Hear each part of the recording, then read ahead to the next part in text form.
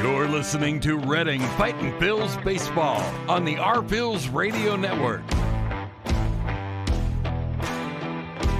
Now, out to the ballpark with your broadcasters, Bob McCool and Jake Starr.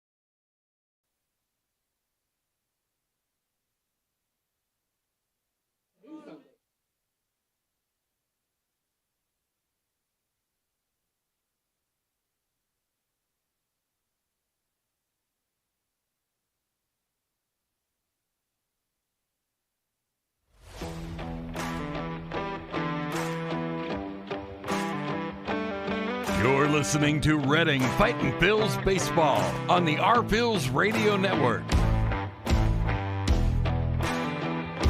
Now, out to the ballpark with your broadcasters, Bob McCool and Jake Starr.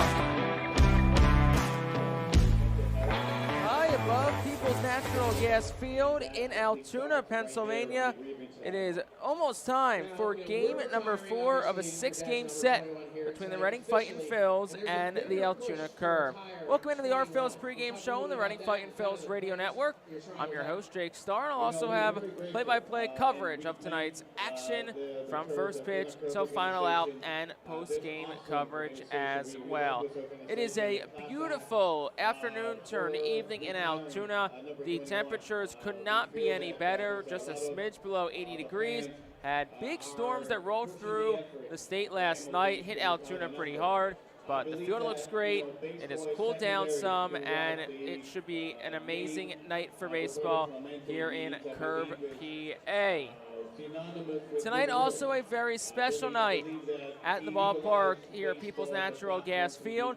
Tonight the Altoona Curve, the AA affiliate of the Pittsburgh Pirates, are set to retire the number 21 for Roberto Clemente, who was a member of the Pittsburgh Pirates and passed away back in 1972 as he was going to deliver supplies, and a great humanitarian Roberto Clemente was, and tonight he will be honored here at People's Natural Gas Field, the home of the Pirates AA affiliate. Right now on the video board is the interview actually of Roberto Clemente Jr., his son, and Roberto Clemente III, the grandson of the great Roberto Clemente of the Pittsburgh Pirates. So that'll be going on at pregame tonight. A very special ceremony is in store, and I can tell you for sure the skipper of the Our Phillies, Al Pedrique, said he is very excited for the ceremony tonight. Pedrique, who signed with the Pirates at 17 years old and spent most of his time in the Pirates system, and played some big league ball with the Pittsburgh Pirates as well, is very much looking forward to the ceremony tonight. And his Fightin' Phillies team tonight is looking to bounce back after a tough loss last night, a game in which the Fightin' Phillies went out to a 2-0 lead, thanks in large part to a double by Matthew Kroon to lead off the game. He scored when Carlos De La Cruz hit an infield single on a throwing error. And then in the second inning, Cody Roberts hit a 2-run home run to make it 2-0 Reading. From there, Mick Abel was solid, went 5 innings total, gave up no runs, struck out 3, issued 3 walks as well. But the 6 innings, Altoona battled back. Carlos Francisco, who has been really good these last couple of months between Jersey Shore and since being caught up to AA Reading in late June, but had one of his rougher outings of his Reading tenure so far, allowing 3 runs and 2 walks across 2/3 of an innings pitched. That made it 3-2 Altoona in the 6th. The Curve added an insurance run in the 4th on a Mason Martin home run. In the 8th inning, that made it 4-0. And Reading did get one back in the 9th. Cody Roberts reached on a 2-base error, came around the score when Carlos De La Cruz lined a single back towards the middle, but it was not enough. as the Fightin Phils fell 4-3 last night to Altoona. The Curve, who have won Tuesday and Thursday. Reading, an impressive 8-2 win on Wednesday that featured 4 home runs and a strong outing from Tyler Phillips. But tonight, the Fightin Phils will look to even up the series at 2 on this Friday night as Griff McGarry gets the start tonight for Reading. We'll have more on him in a little bit. And the young lefty Anthony Solomito makes his 5th start for the Altoona Curve, the 2nd youngest player in all of the Eastern League. And he's been strong so far since joining Altoona about a month ago, and he will get the start tonight in a very highly anticipated pitching matchup between McGarry and Saul Umito. We'll step away here for a moment. When we come back, we caught up with the manager of the R Phils, Al Padrique. The skipper joins us in the pregame show after this here on the R Phils Radio Network. International Fireworks is the official fireworks provider of the R Phils. International Fireworks shoots every fireworks show throughout the season, including 8 Mega Blast fireworks shows. International Fireworks also provides the pregame fireworks after the national anthem at each game. International Fireworks has a nearby retail store in Douglasville, Pennsylvania, where you can purchase all of your fireworks. Visit fireworksrus.com for more information about the International Fireworks retail store in Douglasville. Thanks again to International Fireworks, the official fireworks provider of the R Phils. Star City Boxing, located at 4760 Schuylkill Avenue in Reading, is a 501c3 non-profit boxing gym unlike any other. Our goal is not only to help you be fit, but to be the best outlet for our youth and community. We welcome anyone who wants to improve their way of life, be fit, and box competitively or non-competitively. We work with you to reach your goals in and out of the gym. Stop in and meet our stars today. Check us out and follow us on Facebook, Instagram, and Twitter for upcoming events and happenings. And visit our website today at starcityboxing.org for more information on how to join, volunteer with our youth, or support our efforts in the community. Star City Boxing is a proud continued 2023 R Phils Fiesta Friday partner. The Penn State Health St. Joseph's 67 Club is the original hospitality area at First Energy Stadium. Conveniently located along the third base side, the 67 Club gives you a front row seat to all the action at the hot corner. The area is safely protected from line drives with a large see-through net. Starting at $34, groups of 20 or more can enjoy a 2.5-hour all-you-can-eat buffet. Children 4 and under are free. Visit rphils.com or call us at 610-370-BALL to reserve your group outing today. Back here on the R Phils pregame show, Jake Starr joined by the manager of the Fightin Phils, Al Padrique. Al, we're halfway through the series in Altoona. Win on Wednesday, sandwiched between a couple of close losses Tuesday, Thursday. What's been your just overall takeaways from the first 3 games out here? I think we've been playing good baseball. The first game we came out a little flat, but the guys hung in there, played hard through the game. And the second game, we swung the bat real well. We got some timely hitting, great pitching from Phillips. Kept on the game the whole time. The bullpen came in, did a great job also by keeping us in the game. And last night we had a chance to score some runs early. We didn't execute the situation with runners in third, less than 2 outs. But overall, I was very pleased how we played the game. I thought Abel threw the ball well. Francisco threw the ball well. He just gave us some cheap hits and they found the hole. Sometimes that's going to happen. Hernandez came in and stopped the bleeding. Again, kept us in the game. And at the end, we battled. We kept it close. We were down by 1 run. We got a tie run to second base. So as a manager, as a staff, that's what you want to see, that the guys play hard throughout the game. And we just fell short last night. You mentioned the runners in scoring position. I believe the number was 2 for 12 last night. Is that just an approach thing, or is it kind of just hitting in the bad luck sometimes? It's a combination. As long as the guys not giving their bats away, we'll be fine. And again, last night I thought that it was more a pitch selection. We swung some pitches out of the strike zone. So we put as a hitter, we put ourselves in a tough spot.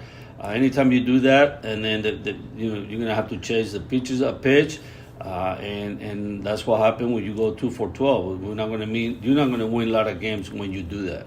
Mick Abel, 5 shutout innings last night. Bit of a longer first inning through 28 pitches, but really settled in and looked good after that. What's that say about someone who's 21 years old, his composure to kind of settle in like he did those last 4 innings? Yes, that's what we're looking for on him. Be able to make the adjustment when he's in a tough situation. He pitched out of the game, I think it was in the first inning, and then on the third or fourth, if I'm not mistaken. So he's only 21, so he has a long way to go. But definitely we have seen some improvement on that aspect where he's taking his time, regrouping, and going after the hitters. Fastball worked real well last night. He used both sides of the plate. Breaking ball was on the strike zone. So anytime you figure out as a young guy how to pitch out of the jam, it's a good outing for him. 3 strikeouts for Abel last night. Was that a conscious effort on trying to pitch more to contact, or just Altoona was getting more bats on balls than usually against Abel? Well, I think we making sure that he understands that pitching to contact is not bad. You got to trust your defense. You're not going to be able to strike hitters out or a team every time you are there. 7, 8, 9 strikeouts. That's impossible. So we're making sure that he's locating the fastball down the zone, using both sides of the plate. And mixing up, breaking balls, be able to throw his second pitch on fastball counts. And I think that's what he was working on last night, and it paid off. Griff McGarry gets to start tonight, coming off arguably his best start of the year, 6 innings, 9 strikeouts. But I think the number that stands out the most is just 2 walks over 6 innings. How did it feel to see McGarry with that control that he had last start, and how does he kind of build off that and follow up tonight? That's what we're hoping, that he will repeat the last outing. And overall, that's what he needs to be consistent with. Early in the game, with his command, be able to throw strikes, do the best he can to throw less pitches in the first 2 innings, because if he's capable of doing that, and then he can go 6, 7 innings. And that's one thing that Brad, our pitching coach, has been working with McGarry, be able to establish his fastball early in the game, establish the tempo, be aggressive, attack the hitters, keep the ball down. And if he accomplished that early in the game, he's going to have a good game. Last week we talked about the center field position with Johan Rojas up in the big leagues, and you said it's going to be center field by committee, and that's what it's been. We've seen De La Cruz out there. We've seen Kroon a few games, Stokes as well. Is it going to kind of just be each day could be a different guy out there kind of situation, or are you trying to find a consistent guy that you could put out there 4 or 5 days a week? No, I think we're going to do that the rest of the season. We're going to have 3 guys that are going to be able to go out there and help us. We know for a fact that none of the 3 guys are regular center fielder. They're doing a good job so far. They've done an outstanding job. And my job is going to be to make sure they stay ready, let them know ahead of time who's going to be playing center field, so they have the time to prepare. Again, Stoke, De La Cruz, and Kroon. The all 3, they've been working hard. They're doing whatever it takes to help the team win. And like I said, that's what's going to be like the rest of the season. Had Madison Stokes play some first base last night. He's now played every position minus pitcher and catcher. Is there any ever thought to get him to any of the other 2 positions to get on 9 for the season? No, I don't think so. No, this is a kid that has a lot of value in the club and the organization. You just said it. He can play multiple positions. And as a manager, when you have a guy that can do that, and then you can rest some guys, you can move him around, because he knows how to play the game. And when he's hot at the plate, he can help us. And that's what he did last month. And early this month, he was swinging the bat real well. He was leading out for us and getting on base, setting the table for De La Cruz, Rojas when he was here. And we had some, good games. And we feel like Stokes will be that type of hitter. Right now, he's just searching a little bit offensively. But again, defensively, he can help us anywhere. Al, thanks so much for the time. Thank you. Back after this on the Phillies Radio Network. Humane Pennsylvania is an innovative national leader in animal welfare, with adoption centers, accredited nonprofit veterinarian hospitals, emergency animal rescue services, community pet assistance programs, and a free community dog park. At HPA, we are passionate about going the extra base to keep your pets healthy and happy at home with you.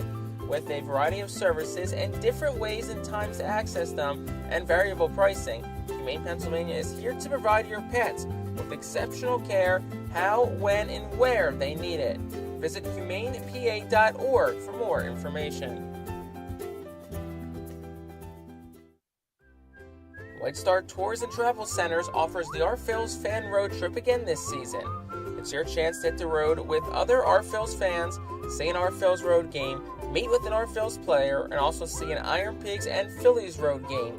The White Star R-Phillies road trip visits Altoona, Toledo, and Cleveland from Thursday, July 20th until Sunday, July 23rd. See the R-Phillies in Altoona Thursday, meet with an R-Phillies player or coach, then head to Toledo Friday and Cleveland Saturday to see many former Fightins in action. The trip heads back to Reading on Sunday. Visit the customer service booth for more info on the White Star R-Phillies fan road trip to Altoona, Toledo, and Cleveland. Space is very limited, so sign up today.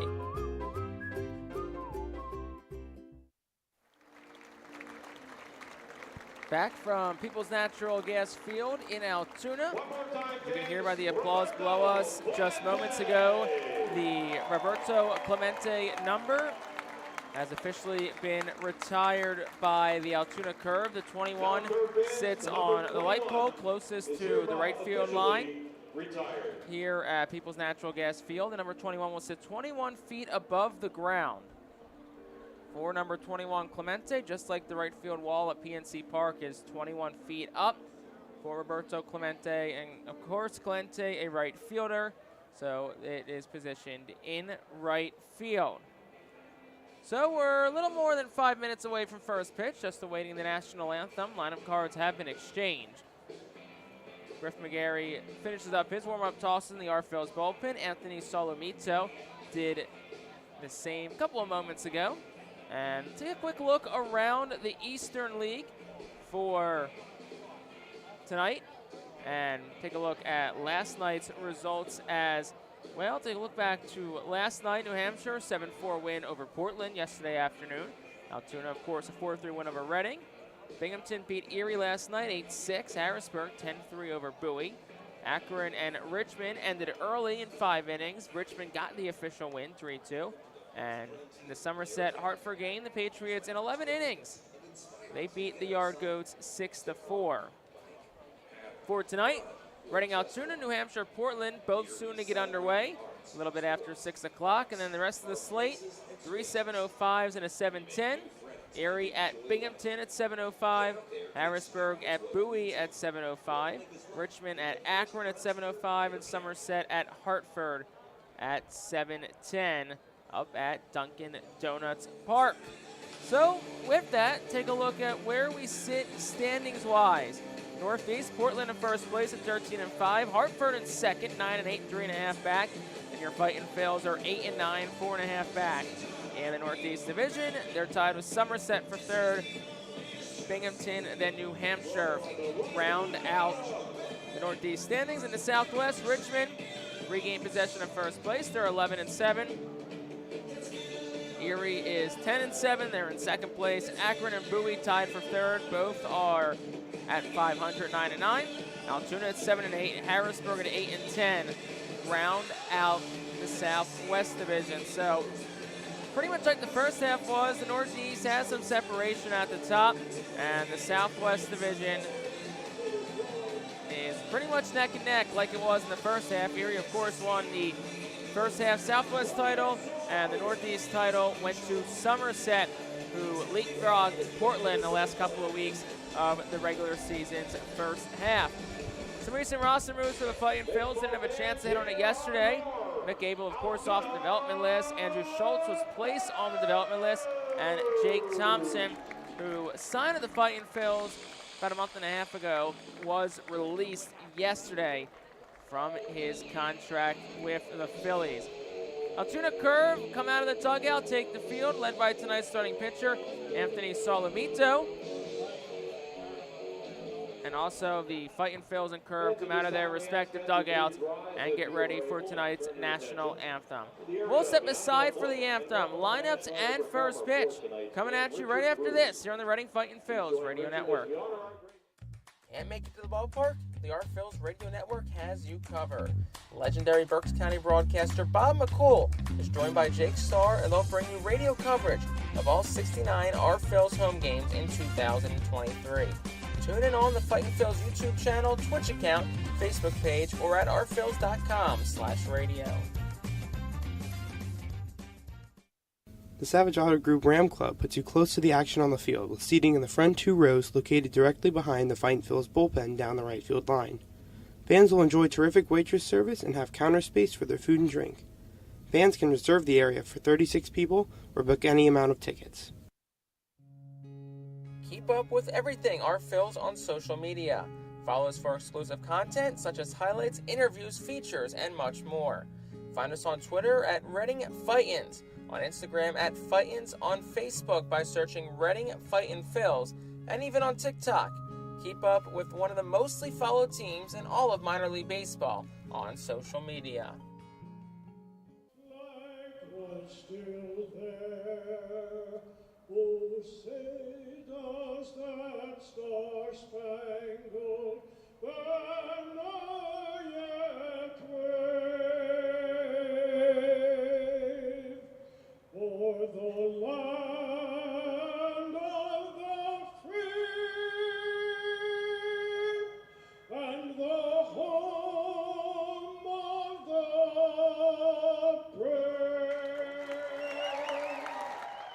Richard Bruce with tonight's national anthem. Great job, Richard. National anthem has concluded, and we are ready for first pitch from People's Natural Gas Field in Altoona, Pennsylvania. Game number 4 of 6 of this week's 6-game series between the Reading Fightin' Phillies, who are 8-9, 36-49 overall, and the Altoona Curve, 7-8 in the second half and 41-42 overall. Once again, I'm Jake Starr. Thank you so much for joining myself tonight and all weekend long on the Our Phillies Radio Network.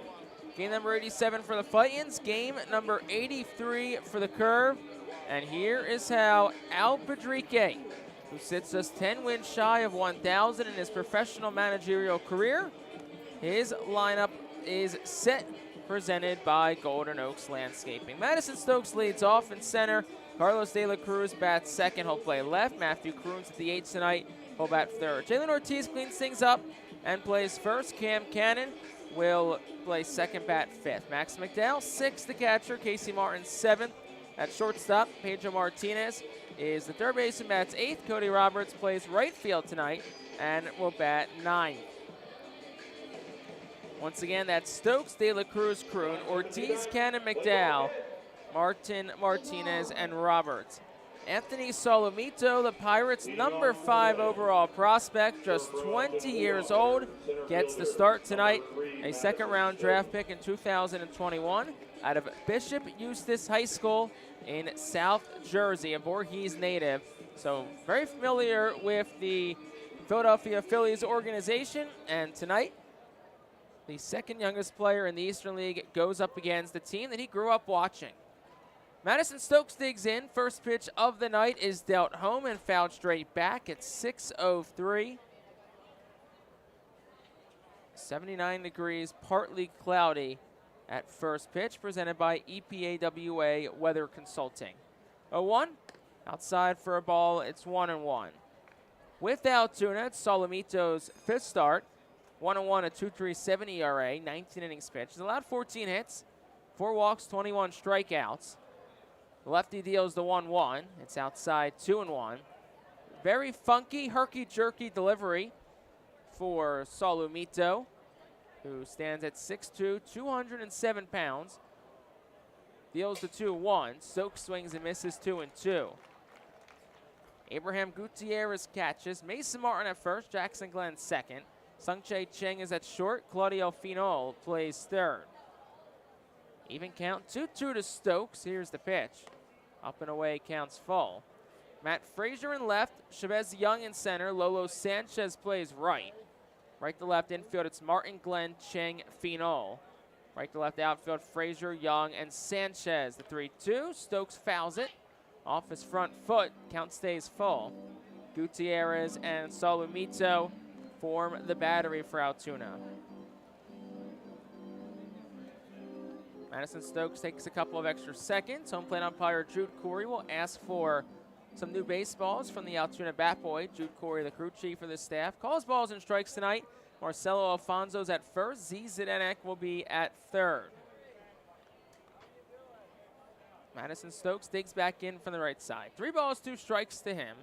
Solomito kicks and deals. It's on the outside corner. That's a called strike 3. And Madison Stokes is down on strikes. Solomito wins the battle for out number 1. Solomito can rack up the strikeouts. That's his 90th of the year between High-A Greensboro and Altoona. That leads all Pirates minor league pitchers. We said just 20 years old. Won't turn 21 until December. First pitch home, De La Cruz will take for a strike. It's 0-1. Reading back in their road grays tonight after wearing their navy blue tops last night. The 0-1, De La Cruz sharply to short. Chang has it on a couple of hops. Throws a low throw to first. That's dug out on the forehand side by Mason Martin for out number 2. Navy blue Reading written in script across the chest, block numbers and lettering on the back. Great bands for Reading. Altoona wears dark red uniforms tonight with black caps with the Keystone red logo, the white A in the middle. Altoona written in script across the chest, white numbers on the back. First pitch to Matthew Kroon's outside for a ball. It's 1-0. Curve wear white pants, red stripe down the left and right respective side. 1-0 from Solomito. Kroon swings and misses. It's 1-1. 93 on that last fastball from the Pirates' number 5 overall prospect. Kroon the DH tonight. 1-1 to him. Swing and a miss 1-2. Upstairs for strike number 2.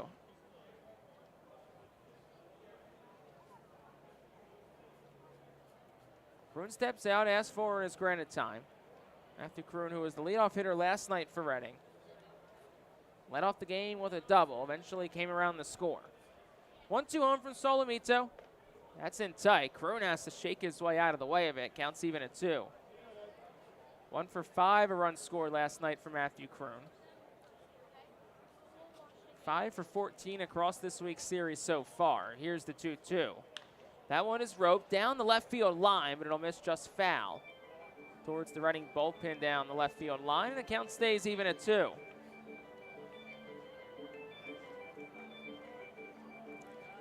Solomito's making his first start since July the 6th, 15 days, with the All-Star break nestled between. 2-2. Kroon will take an off-speed pitch down low. Count runs full. Second full count worked by Reading in this first inning. Went 4 innings, gave up 5 hits, 3 runs at home against the Seawolves. 3-2. Kroon fouls it back. Count stays full.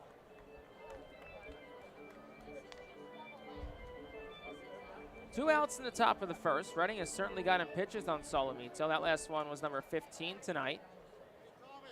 3-2 again. And Kroon will get out of the way of one that he thought was inside, but Drew Corey says that is strike 3. And that retires the side in the first. No runs, no hits. Nobody left on base for Reading. We'll go to the bottom of the first. Still scoreless on the Phillies Radio Network. Gear up for Fightin Phillies season. Visit the Brentwood Industries Fightin Phillies team store at First Energy Stadium or check out our online store 24 hours a day, 7 days a week at rphils.com/shop. We have a wide variety of Fightin Phillies hats, t-shirts, kids apparel, and more. Looking for something new? Check out our latest selections of Los Luchadores de Reading and Reading Hot Dogs gear, plus throwback, black, R-Train, R-Phils attire. Root for your Fightins in style. Stop by the Brentwood Industries Fightins team store or rphils.com/shop. ROG Orthodontics is the proud official partner of the ROG Orthodontics Fightin Phillies Kids Club. Join today at Fightins.com to get your free ROG Orthodontics Kids Club t-shirt and visit FantasticSmiles.com for more information on why ROG Orthodontics is voted #1 in Berks and Monco. ROG Orthodontics and the Fightin Phillies, two great hometown partners. Fans, nothing beats a great day at Golden Oaks Golf Club. Located just minutes from Reading, Golden Oaks is a beautiful, award-winning golf course open to the public with perfect greens, lush fairways, and a course playing for 5 sets of tees. Bogey's Pub is open to the public with the area's best full-course menu, featuring indoor and outdoor seating and TVs to watch your favorite sports teams. Let the Golden Oaks Golf Club team cater to your need. Lunch, dinner, golf outings, parties, company events, and fundraisers. Visit our website at GoldenOaksGolfClub.com and follow Golden Oaks Golf Club and Bogey's Pub on Facebook. Golden Oaks Golf Club, where great memories are made. Matt Frazier will lead off the bottom of the first, still a scoreless game. And here's how Altoona lines up tonight. Matt Frazier leads off, Jackson Glenn second, Domingo Leyva bats third, Mason Martin fourth, Abraham Gutierrez fifth, Sungchae Chang is sixth, Lolo Sanchez seventh, Claudio Finol is eighth, Chavez Young is ninth. First pitch from Griff McGarry on the inside corner for a called strike. It's 0-1. Again, that's Frazier, Glenn, Leyva, Martin, Gutierrez, Chang, Sanchez, Finol, Young. 0-1 home. That's in tight for a ball, 1-1. Fastball at 95 from McGarry. The Phillies' number 4 overall prospect, making his 11th start of the year, has not earned a decision yet. Does have a 3.49 ERA. He's pitched 38 2/3. Allowed 26 hits, has walked 27, 51 strikeouts. Next pitch from McGarry, slider that misses in, 2-1 to the lefty Frazier.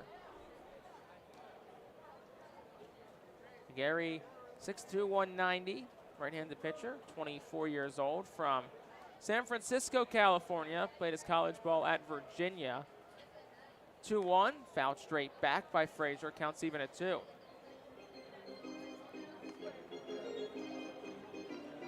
Max McDowell does the catching tonight. Jalen Ortiz at first, Cam Cannon second. Casey Martins at short. Third base will be Pedro Martinez. Cody Robertson right, Madison Stokes center. Carlos De La Cruz rounds us out on left. 2-2. Breaking pitch, misses outside, count runs full. Once again, right to left in the infield, Ortiz, Cannon, Martin, Martinez. Outfield, right to left, Roberts, Stokes, De La Cruz. Counts full to Frazier. McGarry kicks and deals. Lifted foul, left side, goes out of play.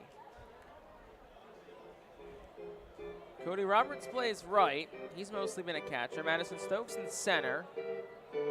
He's been all over the place. Played first last night. He's now played every defensive position on the diamond except for pitcher and catcher. We asked Al Padrique in the pregame show, is there a chance we see him at the other two? And he chuckled and said, probably not. And then Carlos De La Cruz plays left. Here's the 3-2, gets the outside corner, called strike 3. Fastball at 95 from Griff McGarry, and he has his first strikeout tonight. Number 36, Jackson Glenn. McGarry did pitch last Saturday against Portland. Best start of the year for him. Season high 6 innings, season high 9 strikeouts. Scattered 5 hits and an earned run. Walked just 2, which I think is probably the most impressive number for Griff McGarry. Did throw a season high 97 pitches, 60 for strikes. First pitch to Jackson Glenn, swung on and missed it, 0-1. McGarry, who's issuing a little over 6 walks per 9, but is striking out 12 per 9 as well. 0-1 to Glenn. Misses down for a ball, 1-1. Glenn, who plays second, bats from the right side. 256 hitter overall in the season. Playing in just his 10th game for Altoona since joining the squad. 1-1. Foul ball, straight back on a fastball, counts 1-2.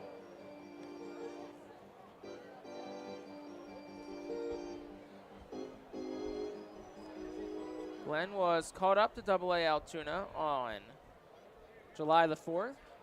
So about 2.5 weeks. Next pitch, swing and a miss. He's down on strikes. McGarry goes to a slider, and it's 2 strikeouts early for Griff McGarry, which brings the 3-man Domingo Leyva to the plate with 2 outs in the inning.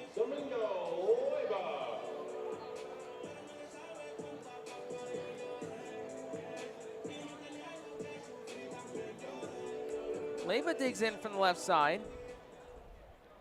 Switch hitting DH tonight. Altoona has 3 lefties in the lineup, 2 switch hitters as well. So 5 who will bat from the left side against McGarry, whose first pitch home is a slider. That gets the outside corner for a called strike. It's 0-1. McGarry, who didn't make his Reading debut till May 11th, missed the first month of the season, 0-1. That's fouled back. It's 0-2. Suffered an oblique injury in spring training. rehab down in Clearwater. Made 1 rehab start with the Threshers and then has made 10, now 11 starts with Reading since joining the team on May 11th. 0-2 to Leyba. That one's in on the hands towards center. Stokes started back to center fielder. He darts in, and it lands in the Bermuda Triangle between Cam Cannon, Cody Roberts, the right fielder, and Madison Stokes, the center fielder. Seemed like nobody really ever had a confident read on it. It's a very softly hit single, 2-out variety for Domingo Leyba, and that brings Mason Martin to the plate. Still scoreless bottom of the first. Martin's the cleanup hitter, homered last night, and insurance run in the 8th. Altoona eventually won 4-3. First pitch home. Martin taken all the way. 1-0. Very similar take to what you saw from Bryce Harper in his at-bat the other night for the Phillies. Martin didn't even load or make a step, just stood like a statue. Gary ready again, 1-0. This is upstairs, 2-0. It'll be interesting to see how the outfield, in a very big outfield in Altoona, works tonight. Between Robert Stokes and De La Cruz, just 18 combined starts at their respective positions entering tonight. So a very unfamiliar outfield group, 2-0. Down the chute for a called strike, 2-1. Roberts making his 5th start of the year in right, mostly has been a catcher. Stokes his 5th start of the year in center. He's played pretty much everywhere, but mostly in the infield. De La Cruz his 11th start of the year in center. Most of his outfield time has come in center. De La Cruz plays left tonight. 2-1's over for a called strike, it's 2-2. And of course, with no Johan Rojas here anymore. Rojas was caught up to the Phillies last weekend. It's going to be a center field by committee situation for the Phillies. Already seen Kroon a couple of starts, De La Cruz a couple, as well as Madison Stokes, who gets the start tonight. Al Patrique told us in the pregame that's the approach he's going to take probably the rest of the season. Center field by committee. 2-2 count. McGarry deals. Swing and a miss. And Mason Martin goes down on strikes. So around that 2-out single, Griff McGarry strikes out the side. No runs on a hit. 1 left on base for Altoona. We've played 1 full. To the second we go. Still scoreless on the Phillies Radio Network. Empowering communities one relationship at a time is our commitment at Tompkins. Our customers have thrived thanks to our focus on local lending and their commitment to the customers they serve. They do a great job. Everything for us, from our banking, our insurance, to our wealth management. Tompkins has always been there for us. We see a long relationship with Tompkins. They're good people. Tompkins, banking, insurance, wealth. Member FDIC Equal Housing Lender. Investment and insurance products are not FDIC insured, not bank guaranteed, and may lose value. Our Phils fans can continue to expect great performances all season long on the Burke's Commercial Roofing stage. It's the home of great local talent, including the Our Phils mascot band.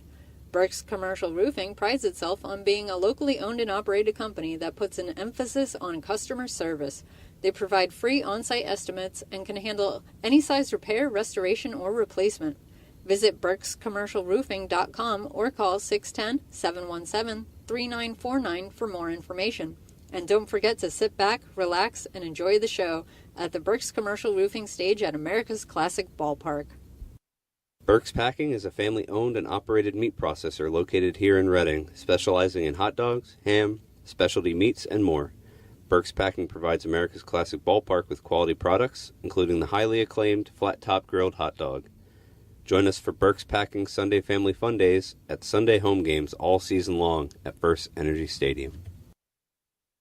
Leading off for Reading, first baseman, number 40. Top of the second. Reading went down in order in the first, and Jalen Ortiz leads things off. Middle third due up against Anthony Salamito, who had a very clean first inning. First pitch home. Down for a ball. It's 1-0 to Ortiz. Ortiz was 0 for 2 last night. Did reach base a couple of times. Both came via walk. 1-0. Outside, 2-0. Overall, Ortiz, a 183 hitter. Does have 2 home runs, 12 RBI. 2-0 home. That one's hit it on the hands. It's shot up in the air, foul right side, and it'll bounce just in front of the wall down the right field line, 2-1. Mason Martin unable to catch up to it.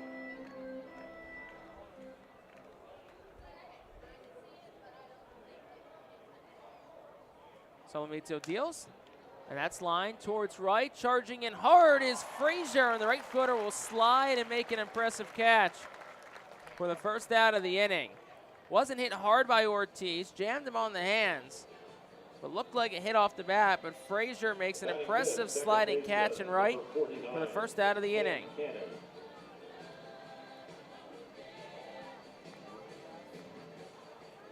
So Cam Cannon, who gets the start tonight at second base, steps in, working against Solomito. First pitch home.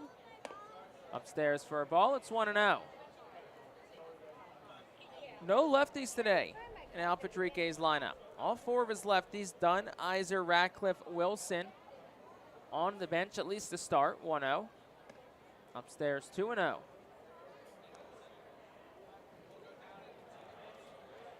This might be the first time all year that Al Patrique has rolled out a lineup entirely of the same-handed hitter. 2-0 deal. Inside corner for a called strike on a slider. It's 2-1. The lone non-right-handed hitter is Pedro Martinez, but he's a switch hitter. 2-1. Swing and a miss, 2-2. Nice slider that snuck underneath the hands of Cam Cannon, who bats from the right side. Counts even at 2. Solomito rocks and deals. That one's line towards left center. That's down for a base hit. Chavez Young, the center fielder, over to cut it off, and it's a one-out single for Cam Cannon. First base hit of the day for the Fightin' Phils. And Max McDowell, the batter now for Reading. McDonald's strikeout guy.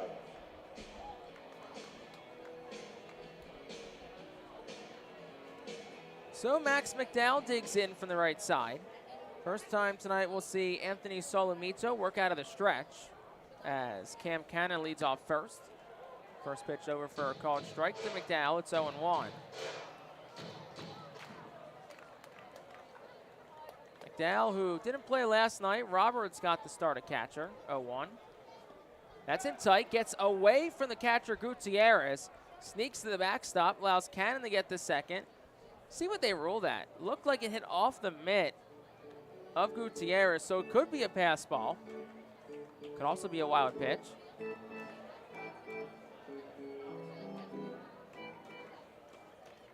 But nonetheless, Cam Cannon now stands on second. So it's runner in scoring position, 1 out for McDowell. Top of the second, 1-1. Swing and a miss, 1-2. Max McDowell, just a 171 hitter this year with runners in scoring position. 1 out, top of the second. Solomito rocks and deals. Swing and a miss, and Max McDowell down on strikes. Swings and misses at an off-speed pitch. Third strikeout tonight for Anthony Solomito. Second out of the inning, and that brings Casey Martin to the plate. Batting 7th, shortstop, number 5, Casey Martin. Martin will dig in from the right side. Shortstop tonight, 2 outs, top of the second. Still a scoreless ball game as Cam Cannon leads off second. First pitch, fouled straight back. It's 0-1. So it was ruled a wild pitch against Anthony Solomito. Could have really went either way as Gutierrez had to reach inside to try and catch it, but it did hit off his mitt. First wild pitch for Solomito since he's joined Altoona. Stepped off for a moment, looked Cam Cannon back to second.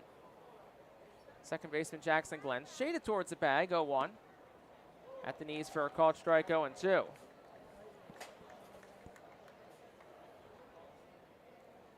So Solomito 1 strike away from ending this top of the second. Already 3 strikeouts tonight of this Fightin's lineup. Drew 6 hitters. He'll step off, look, Cannon back to the bag again.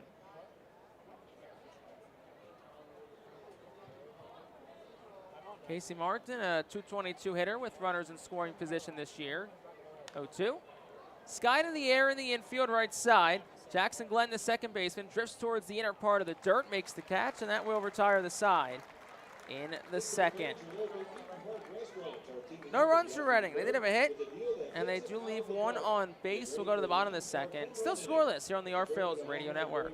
Empowering communities one relationship at a time is our commitment at Tompkins. Our customers have thrived thanks to our focus on local lending and their commitment to the customers they serve. They do a great job. Everything for us, from our banking, our insurance, to our wealth management. Tompkins has always been there for us. We see a long relationship with Tompkins. They're good people. Tompkins, banking, insurance, wealth. Member FDIC Equal Housing Lender. Investment and insurance products are not FDIC insured, not bank guaranteed, and may lose value. Our Phils fans can continue to expect great performances all season long on the Burke's Commercial Roofing stage. It's the home of great local talent, including the Our Phils mascot band. Burke's Commercial Roofing prides itself on being a locally owned and operated company that puts an emphasis on customer service. They provide free on-site estimates and can handle any size repair, restoration, or replacement. Visit burkscommercialroofing.com or call 610-717-3949 for more information. And don't forget to sit back, relax, and enjoy the show at the Burke's Commercial Roofing stage at America's Classic Ballpark. Burke's Packing is a family-owned and operated meat processor located here in Reading, specializing in hot dogs, ham, specialty meats, and more. Burke's Packing provides America's Classic Ballpark with quality products, including the highly acclaimed flat-top grilled hot dog. Join us for Burke's Packing Sunday Family Fun Days at Sunday home games all season long at First Energy Stadium. Top half of the second, still a scoreless ball game. Griff McGarry returns the mound for his second inning of work. He'll face 5, 6, 7 of the Altoona lineup. Abraham Gutierrez leads things off for the Curve. I'm Jake Starr. Thank you for joining us tonight on the Our Phils Radio Network. Wherever you may get your Our Phils games, wherever you may be on this beautiful Friday night here in central Pennsylvania. Griff McGarry deals the first pitch. Hit on the ground towards short. To his left goes Martin. He'll vacuum it up, set his feet behind the second base bag, and fire a strike on the first. One pitch, one out for Griff McGarry. That brings Sungchae Cheng to the plate.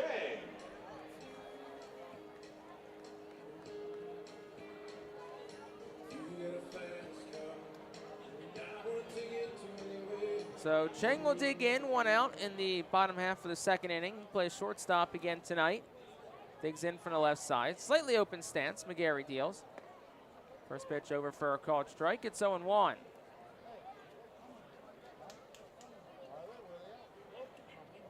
Gary Pierce home. Working against Sungchae Cheng. 0-1. Just misses outside. A ball and a strike now. Cheng was 3 for 4 last night. Also had an RBI. Good showing for him. Had a couple of opposite field base hits to the left as well, including a big one and a 3-run 6, 1-1. That one bounces. It's 2-1. McGarry looked to go to an off-speed pitch.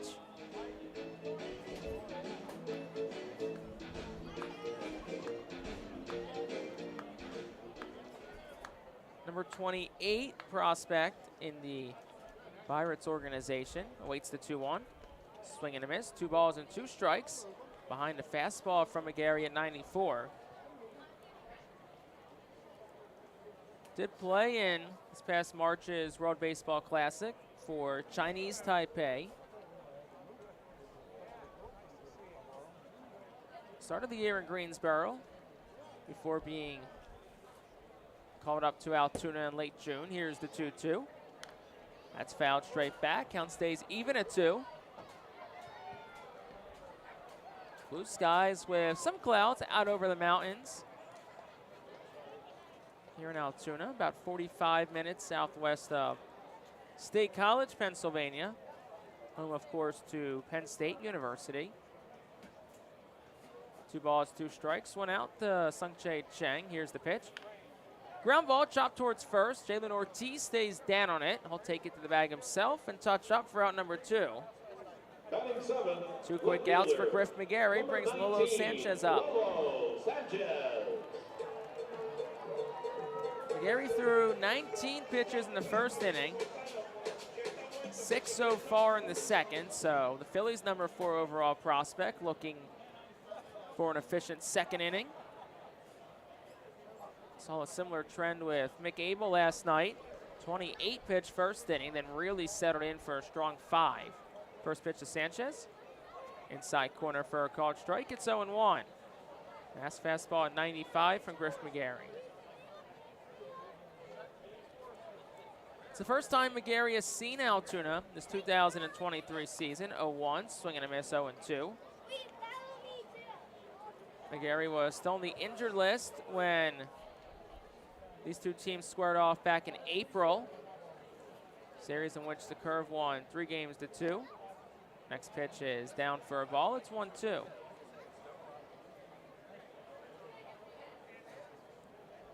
One ball, 2 strikes, and 2 outs in the bottom of the second. Still a scoreless game. McGarry deals. Outside for a ball. 2 balls and 2 strikes to Lolo Sanchez. McGarry made his Reading season debut on May the 11th through 2 innings at home against New Hampshire. Set for the 2-2. Here it is. That's fouled straight back. Count stays even at 2.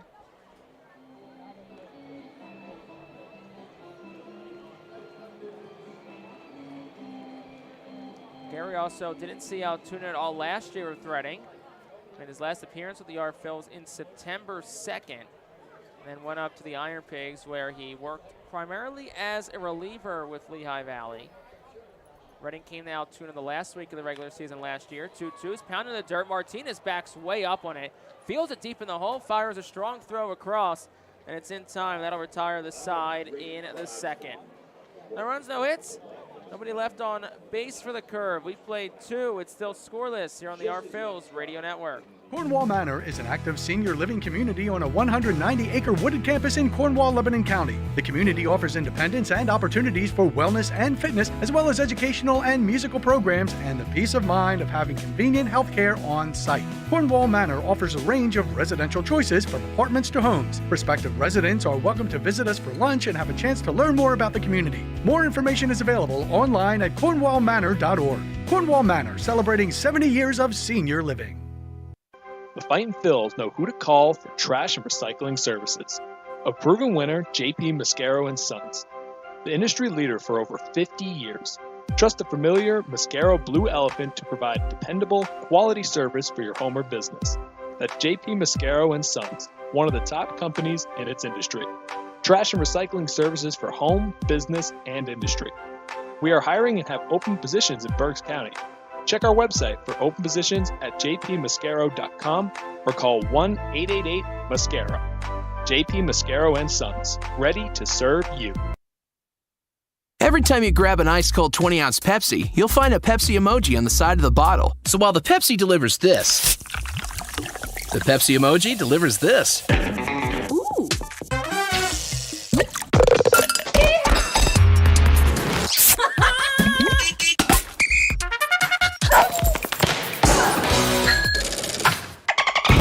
So go ahead, crack open a Pepsi and tell the world how you feel and what you love with Pepsi emojis. Say it with Pepsi. Top half of the third, still a scoreless ball game. Anthony Solomito returns the bump for Altoona. First batter he faces is Pedro Martinez for Reading, who pounds the first pitch softly into the ground, charging his Finol, the third baseman, throws a low throw to first, skips by the first baseman Mason Martin. Martinez will stay at first, show no intentions of going to second. And for good measures, Martin will apply a tag to Martinez. Umpire will say he's safe in Marcelo Alfonso. So that'll be an infield single for Pedro Martinez. Put it about 40 feet up the third base line. Exit velocity of 57. Like I always say, you respect the long home runs and how hard and how far they go. Sometimes you got to respect first pitch to Roberts in tight 1-0. The well-placed bunts or well-placed infield singles.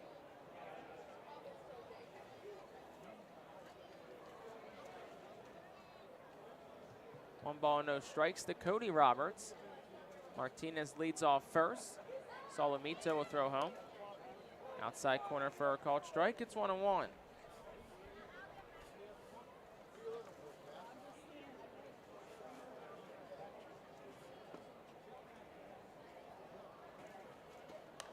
Next pitch is slice foul, right side, it's 1-2.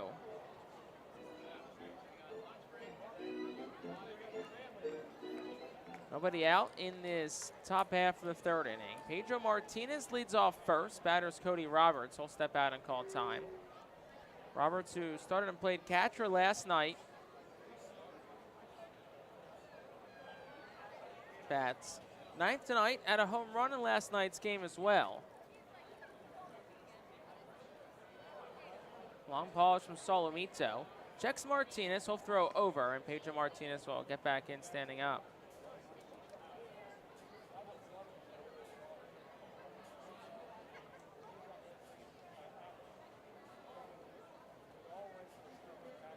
One ball, 2 strikes to Cody Roberts. Pitch home. Down low, 2-2. Also official as of just now, Noah Song's Major League Rehab assignment has been transferred from AA Reading to AAA Lehigh Valley. So Song joins the Iron Pigs, who are out in Toledo this weekend. 2-2. That one's ripped foul on the ground down the left field line.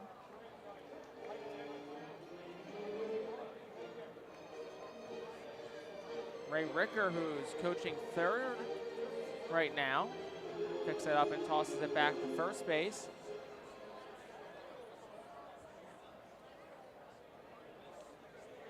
Two balls, 2 strikes, no outs.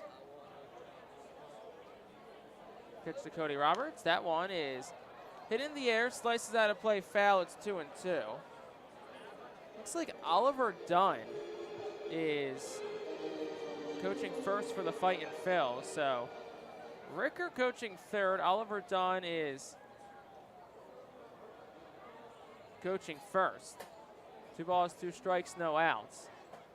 And a throw over towards first where Martinez back in standing out.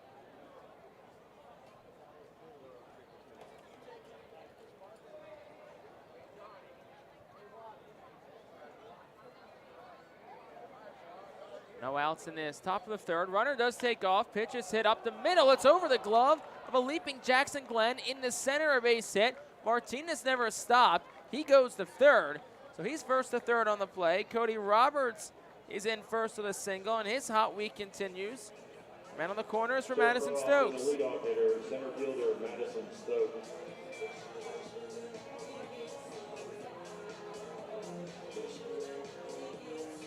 Looking down at the Phillies dugout. Al Patrique is in the dugout, along with Tyler Henson and Brad Bergeson. Madison Stokes steps in, so no idea why Patrique is not at coaching third as he usually does. And one of the players on the Phillies, Oliver Dunn, is currently coaching first. First pitch to Stokes. Swing and a miss. No balls and a strike.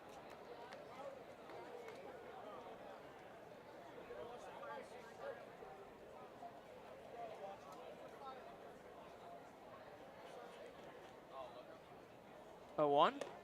That's inside, a ball and a strike.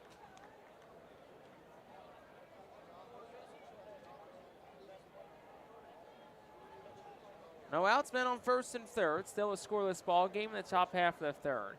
Altoona's infield set to turn 2. Next pitch, swing and a miss, 1-2.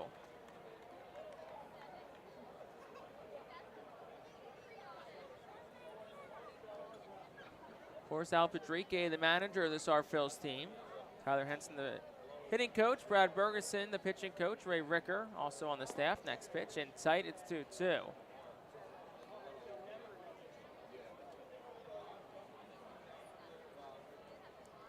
Madison Stokes 0 for 1 tonight. Struck out looking his first time up. Up here with an RBI situation. Driven in 19 this year. Next pitch, in tight, off the glove of Gutierrez. Coming home is Martinez. He's in standing up. Throw back to Solomito's bobbled at the plate. Up to second goes Cody Roberts, and the Fightin Phils strike first. It's 1-0 on a wild pitch.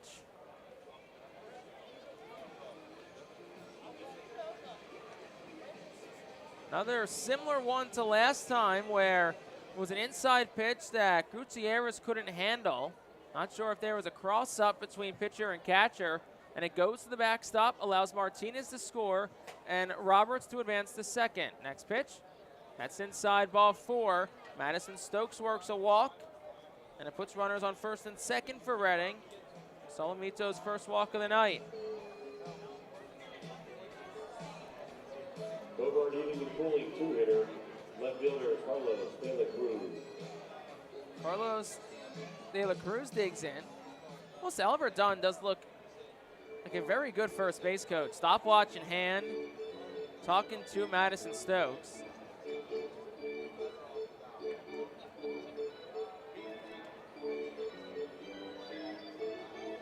Mound visit real quick between Abraham Gutierrez and Anthony Solomito.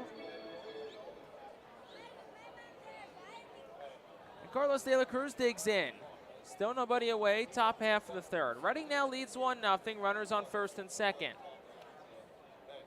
Solomito kicks and deals, swing and a miss by De La Cruz. It's 0-1. Does go down as a wild pitch, so the second one already tonight by Anthony Solomito. 0-1. De La Cruz will foul it straight back. Count goes 0-2. Hot shot foul ball into the crowd. About 15 rows beneath where we're perched. High up in the press box. Count shifts 0-2 to Carlos De La Cruz, who bats from the right side, pitch home. Outside, it's 1-2. De La Cruz hit a ground ball to shortstop. His first time up, 0 for 1 on the evening after a 2 for 5 night last night. That included an RBI single in the ninth. 1-2. That's hit hard. Towards short, one hop for Chang. Fields the second for one, throw to first in time. And it is a 6-4-3 double play. Cody Roberts up to third. Stokes cut off at second. 2 outs for Matthew Kroon. So there's two sides of that one. Could not be more of a tailor-made double play ball, but it was also helped by the fact that De La Cruz hit that one 110 miles per hour off the bat. Wonder where that ranks in terms of hardest hit balls by our Phils this year. First pitch to Kroon misses down for a ball. It's 1-0. Still an RBI situation as Cody Roberts now stands on third for Matthew Kroon. Kroon's 0 for 1 tonight with a strikeout, 1-0. Inside, 2-0. Kroon, a .246 hitter this year with runners in scoring position. Overall, he's hitting .325, which ranks second in the Eastern League, leads the Phils, 2-0. At the knees for a called strike, 2-1. 6 home runs, 39 RBI for Matthew Kroon. 2-1. That one's rope foul. It'll hit off the facing of the netting, protecting the picnic area down the third base line. Counts 2-2. It was in that picnic area where Al Padrique and a few Phils players. Little meet and greet with some Fightin fans yesterday. 2-2. Swing and a miss. Kroon down on strikes. That is how the side is retired in the third. Reading, though, does strike first. They get a run. They did it on a pair of hits. There were no errors, and one Fightin Phil left on base. We'll go to the bottom of the third. 1-0 Fightin on the Phils Radio Network. Nursing home neglect is a serious problem. If you or a loved one has suffered from bed sores obtained in a nursing home or a fall down in a nursing home resulting in a fracture, our friends at Swartz Culleton can help. Call the attorneys at Swartz Culleton for a free consultation. Their phone number is 1-800-JUSTICE. That's 1-800-587-8423. Once again, call 1-800-JUSTICE today. Swartz Culleton is a proud sponsor of the Reading Fightin Phils. Humane Pennsylvania is an innovative national leader in animal welfare with adoption centers, accredited nonprofit veterinarian hospitals, emergency animal rescue services, community pet assistance programs, and a free community dog park. At HPA, we are passionate about going the extra base to keep your pets healthy and happy at home with you. With a variety of services and different ways and times to access them and variable pricing, Humane Pennsylvania is here to provide your pets with exceptional care how, when, and where they need it. Visit humanepa.org for more information. The Enersys Power Alley Pub features a 2.5-hour all-you-can-eat buffet, private bar with bartender, 2 rows of seats, bar stool seating, and 4 cafe tables. The pub provides your party a private area to enjoy the ball game away from other fans. The Intersys Power Alley Pub may accommodate groups of 40 to 60 people. Enjoy socializing with your group and watch the game with a unique vantage point. Bottom half of the third inning. Reading struck first in the top of the inning. It's 1-0 our Phils. Claudio Finol leads off, 8-9-1, due up for the curve, working against our Phils righty Griff McGarry, whose first pitch. Gets the outside corner for a called strike. It's 0-1. That was pitch number 33 tonight for McGarry. After a 13-pitch, bottom half of the second, 0-1. Outside corner, it's 0-2. Really good spots on those first two fastballs from Griff McGarry.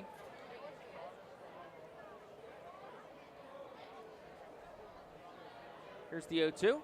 Outside, it's 1-2.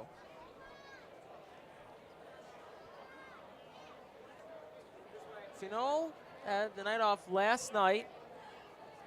Plays third base tonight. Bats eighth for Altoona manager Calix Crabb. 1-2. Fought off foul. Shot behind home plate in the air. Out of play. Count stays 1-2. McGarry's allowed just one hit. Has 3 strikeouts on the night. Looking for number 4. He's up in the count 1-2 against Finol. The righty deals. Swing and a miss. He struck him out on a slider. 4 strikeout tonight for Griff McGarry. First out of the inning, and that brings Chavez Young to the plate.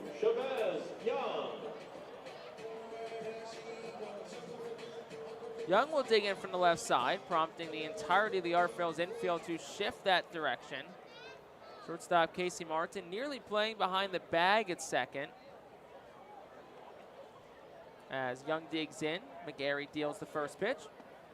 Drops a breaking pitch in for a called strike. It's 0-1. Of course, in Double-A, it's just a line straight through the second base bag where infielders can't go over in terms of a shift. The 0-1. That one's hit towards the vacant hole at shortstop. Martin went towards his right, tried the backhand. It kicks off his mitt, kept it in the infield, so it's probably an infield single for Chavez Young. That's the second hit tonight for Altoona, and it'll turn things back to the top of the lineup to Matt Frazier.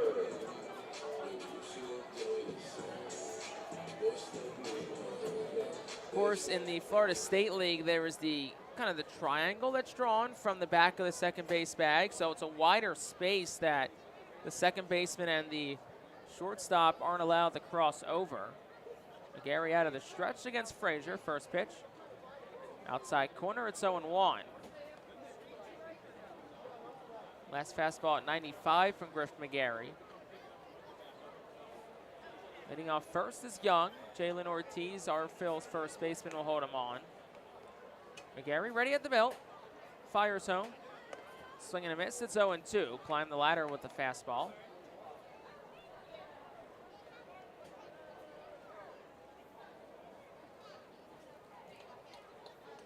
Time is called for and granted to Matt Frazier. Step out and step back in. McGarry returns to the rubber. No balls, 2 strikes in and out. Bottom of the third. Reading a 1-0 lead as their number 4 overall prospect, Griff McGarry, comes ready. We'll throw over towards first. Back in standing up is Chavez Young.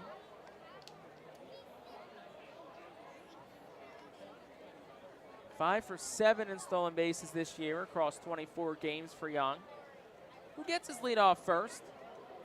Altoona's yet to test the catcher, Max McDowell, tonight. 0-2. Up and away for a ball. It's 1-2. McGarry, who the Phillies selected in the 5th round of the 2021 draft. After his college career that spanned from 2018 to 21 at Virginia. 1-2. That one swung on, fouled straight back off the netting. Count stays 1-2. Runner Chavez Young was off and running on the pitch. Drafted in 21, made 8 appearances between Clearwater and Jersey Shore in 21. And then in his first pro season, started at High A Jersey Shore and made his way all the way up to AAA. Of course, that was when they were trying to test him out as a reliever. Had a 9 ERA across 8 innings with the Iron Pigs. 1-2. In on the hands, shot straight up in the air. In the infield, Cam Cannon, the second baseman, drifts out to the shallow right field grass. He'll settle under and make the catch for out number 2. Staying at first is Chavez Young, and that brings Jackson Glenn to the plate.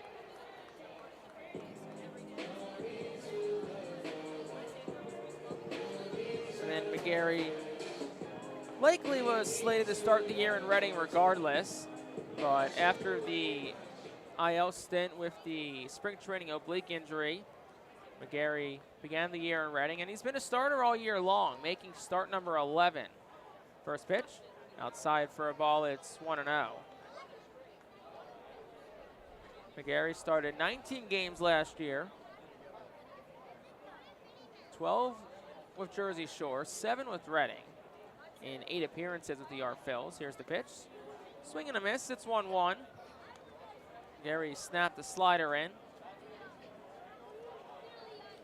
2 outs in the bottom of the third. Scoreless for Altoona. Reading has 1 run. They got it in the top of the third as the Curve looked to battle back.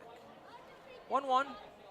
Swing and a miss, 1-2. Back-to-back really nice sliders from Griff McGarry. He's 1 pitch away from ending this bottom of the third. Chavez Young gets his lead off first. 2 outs gone in the frame. McGarry readies at the belt and deals. Just misses outside for a ball. It's 2-2. A beautiful night in Altoona. 80 degrees, clear skies, very minimal breeze. You could not have drawn up a more picturesque weather night for baseball. 2-2 again. Runner takes off, and it's fouled down the right field line in the air. And it'll shoot out a play from Jackson Glenn. The mountains in the distance, very clear on this summer evening, July the 21st. Crazy, we're 9 days away already from the month of August. Feels like the season just started. And we're not just past the halfway point, but we're now a week past the conclusion of the All-Star break as well. 2-2 again, McGarry readies and deals. Runner takes off, and it's swung on and dribbled straight back from Jackson Glenn.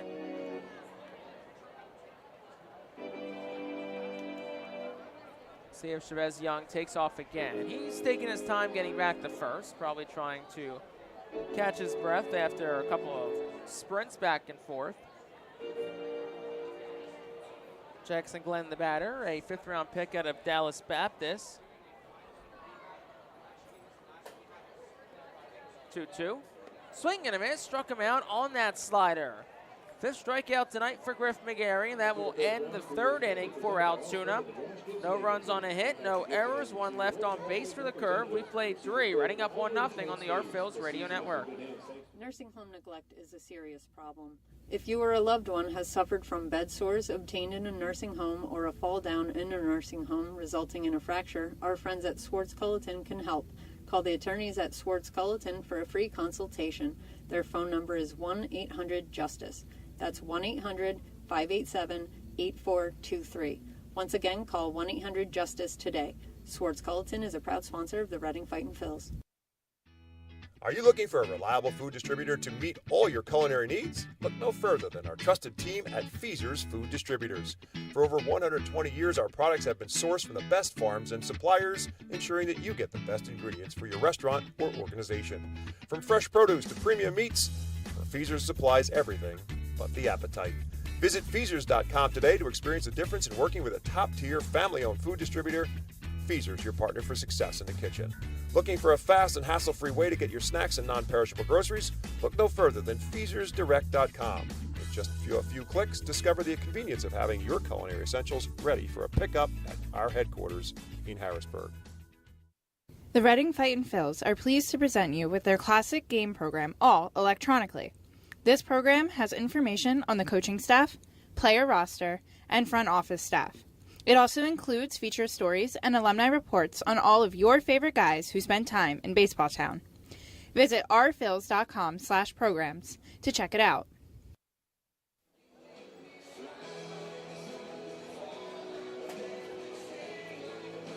plenty to smile about early for the Fightin' Phils. They lead 1-0 as we go to the 4th inning. Jalen Ortiz will lead off 4-5-6-2 up against Anthony Solomito, who's out for inning number 4 of work.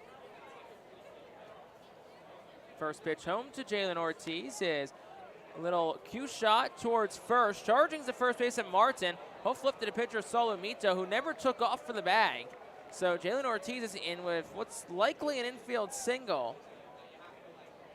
And it's a leadoff base runner for Reading. It's kind of hit in that no man's land area between first, second, and the pitcher's mound. So Martin pursued it. So did Jackson Glenn, the second baseman. And Solomito looked like he kind of was going for the ball at first and then kind of got lost in where he was and never pursued the bag. So infield single for Ortiz. Here's Cam Cannon. Swings and misses at the first one. It's 0-1.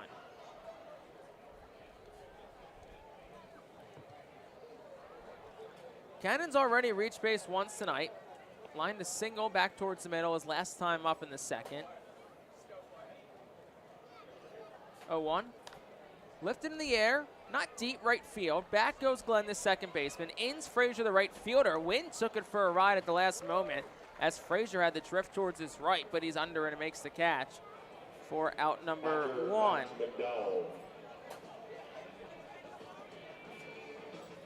That brings Max McDowell to the plate, the catcher for the R-Phils. 0 for 1 tonight, struck out swinging back in the second. Max McDowell, a Pittsburgh native, playing against the Curve, the affiliate of the Pirates. First pitch, swing and a miss, 0-1.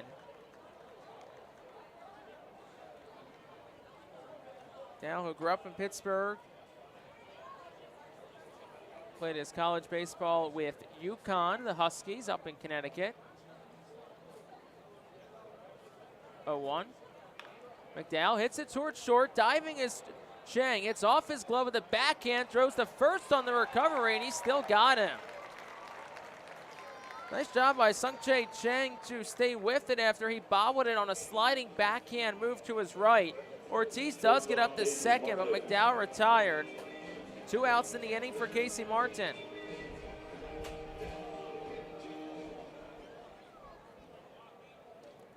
Martin digs in from the right side. 2 gone in the top of the 4th. Reading leads 1-0. As Solomito checks back at second and deals. Misses inside for a ball. It's 1-0.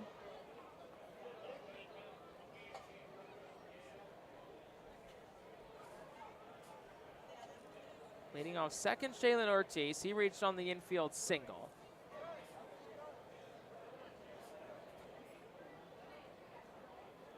Solomito gets a sign. Ready's at the belt. The lanky lefty kicks and deals the 1-0. That's a little line drive. Bloop shot towards shallow left center. It drops in front of Chavez Young, a base hit. Young will come up throwing home. Ortiz is in standing up. It's cut off by the first baseman, Mason Martin, and it's an RBI single for Casey Martin, and the R-Phils lead 2-0. Third baseman, Pedro Martinez. Just like last night, Reading jumps out to a 2-0 lead. That was one that was a little jam shot towards the hands of Martin. Just 72 off the bat, but he dropped it in front of the center fielder, Chavez Young. With 2 outs, Ortiz is running, and he's able to score. 2 outs for Pedro Martinez. They'll throw over towards first. Martin back in, standing up. Martin is a threat to run. Just 3 for 3 in stolen bases since joining Reading. Throw over towards first again. So that's the 2 disengagements allowed for Anthony Solomito in this plate appearance for Pedro Martinez. Who waits his first pitch? Here it is. I'll throw over towards first. Time called. I don't think Solomito knew that he had 2 disengagements. So that's a disengagement violation. Casey Martin will go to second on it. And now we're going to get a mound visit here between the catcher Abraham Gutierrez and Scotty Larton, the interim pitching coach for this Altoona side. They'll bring the whole infield in. Not sure exactly what that was there. 3 straight throwovers for Solomito. Everyone in section 204 gets a coupon. So I don't know if it's a checkup on, is everything okay out there? Did you just lose track of how many you had? Open umpire Jude Corey comes out to break up the conversation. That is successful. So Pedro Martinez is still the batter. He has yet to see a pitch amongst all the action that we've had here in the last couple of moments. Casey Martin leads off second. It's an RBI chance for Martinez. He's a .250 hitter this year with runners in scoring position. First pitch to him is fouled straight back. It's 0-1. Strong night last night for Pedro Martinez. 2 for 4, double. Did strike out a couple of times, but matched a season high in hits last night. 0-1. Fouled straight back. It's 0-2.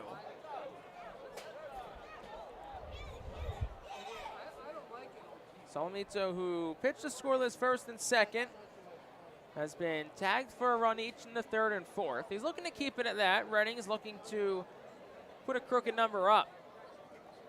No balls and 2 strikes to Martinez. Here's the pitch. That's outside. It's 1-2. Two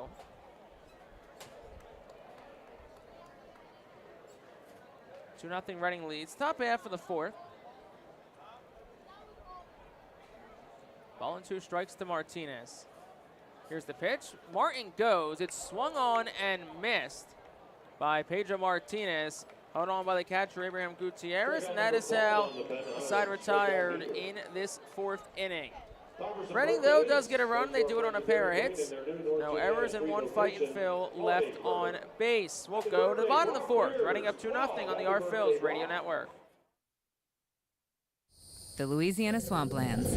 Out here, you're either lunch or you're enjoying it.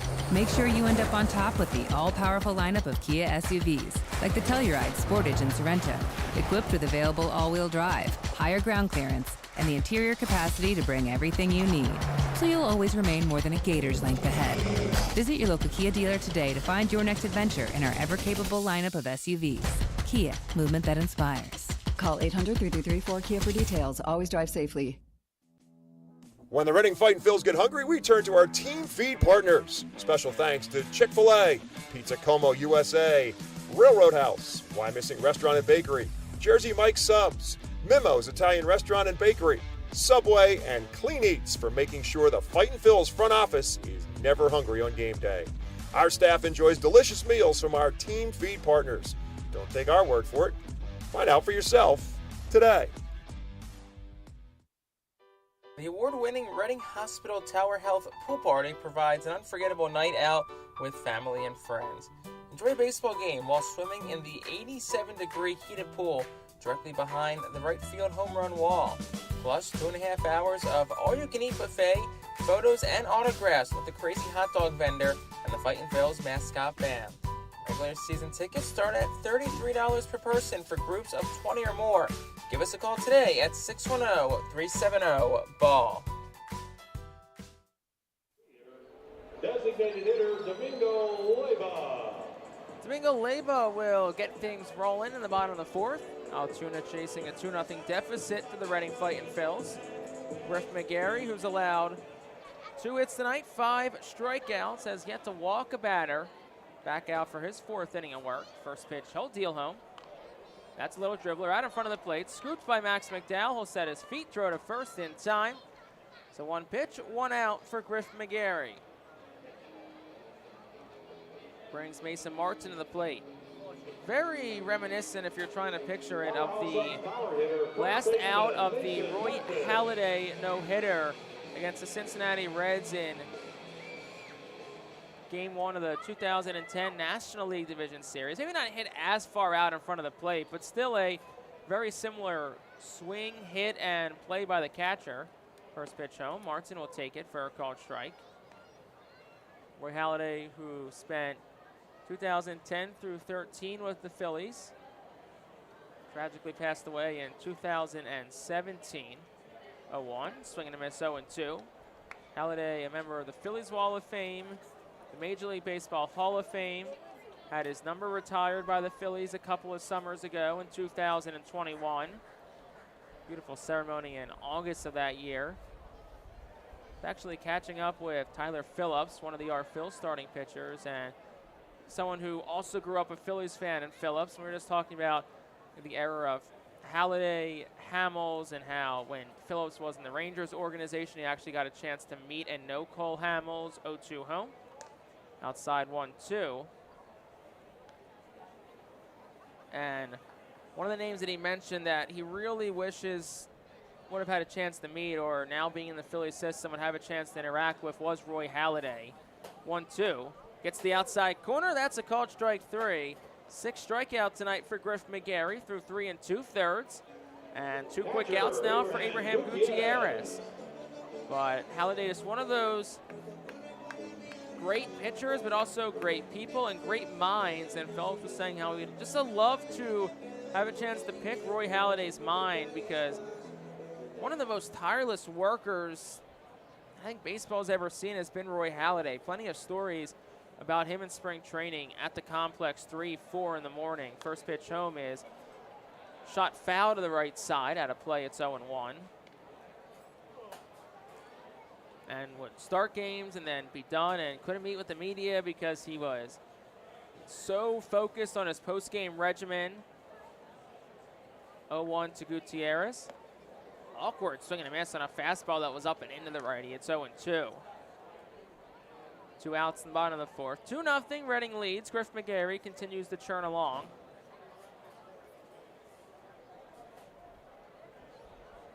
So of course, Roy Halladay, Cole Hamels, Cliff Lee, Roy Oswalt, some of the pitchers that helped the Phillies through their run of 5 straight National League East Division titles. The 0-2. Outside 1-2. Of course, the guy on the mound right now is someone that many Phillies fans hope to see in a staff and big games for the Phillies very soon, and perhaps pretty soon. 1-2 for McGarry. Tried to hold up on a swing with Gutierrez. He couldn't. He's down on strikes. 7th strikeout tonight for Griff McGarry. And that's how this side is retired in the 4th. No runs, no hits. Nobody left on base. We'll go to the 5th. Still 2-0 Reading on the Phillies Radio Network. Join us as we celebrate Reading's Spanish and Latino culture during 12 Friday home games this season. The Savage 61 Fiesta Fridays, presented by Tito's Handmade Vodka, High Noon Sunsips, Cathay Law Offices, Suburban Brewing Company, Carl's Cards and Collectibles, Humane Pennsylvania, Star City Boxing, Apis Services, Supportive Concepts, and Affordable Home Care. Fiesta Friday features special Los Luchadores de Reading uniforms, Hispanic and Latino food and music, and other culture elements throughout the ballpark. Get your tickets now by calling 610-370-BALL, online at rphils.com, or at the Customers Bank ticket office. To honor the 275th anniversary of Reading, the Phillies will play as the Reading Keystones on all Thursdays and select Tuesdays in 2023. Tuesdays are brought to you by Coatesville VA Medical Center. Join us for 11 Keystone Throwback Thursdays, thanks to Burke's Career and Technology Center, H&F Heating and Cooling, and Rip It Baseball Town Charities batting cages. Come celebrate the 275th anniversary of Reading and enjoy some great baseball on Throwback Thursdays in 2023. Get your tickets now by calling 610-370-BALL, online at rphils.com, or at the Customers Bank ticket office.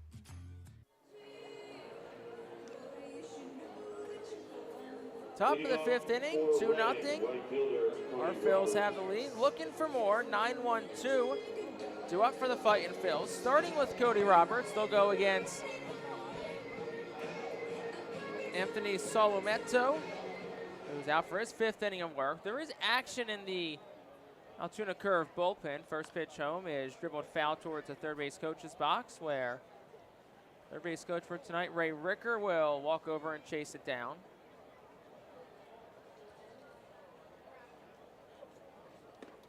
Next pitch home is in there for a called strike. It's 0-2. Noe Toribio is the pitcher up and throwing in the Altoona bullpen. So we'll see if this inning is it for Solomito. Cody Roberts has 4 in his granted time. 69 pitches tonight for Solomito. Next pitch, inside corner, called strike 3. 6 strikeouts tonight for Anthony Solomito. That brings the top of the lineup and Madison Stokes to the plate for the Phillies. Pro Altoona leadoff hitter, center fielder Madison Stokes.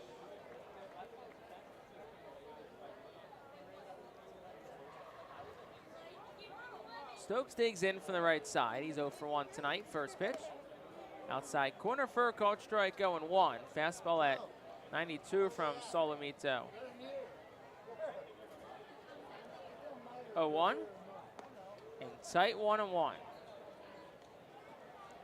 Stokes struck out in the first. He walked back in the third. Eventually was cut off on a double play ball. 1-1. Outside 2-1.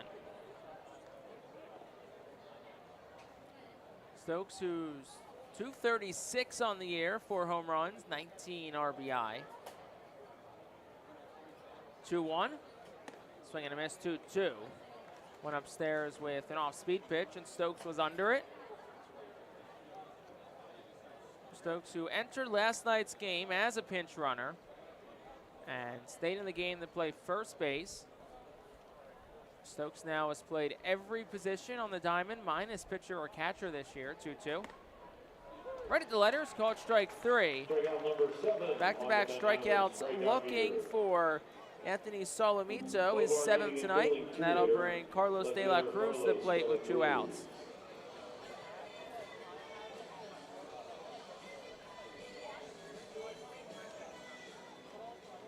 De La Cruz 0 for 2 tonight, grounded out the short both times.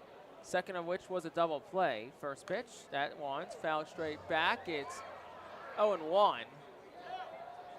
The ball that De La Cruz hit to the shortstop, Sung-Jae Chang.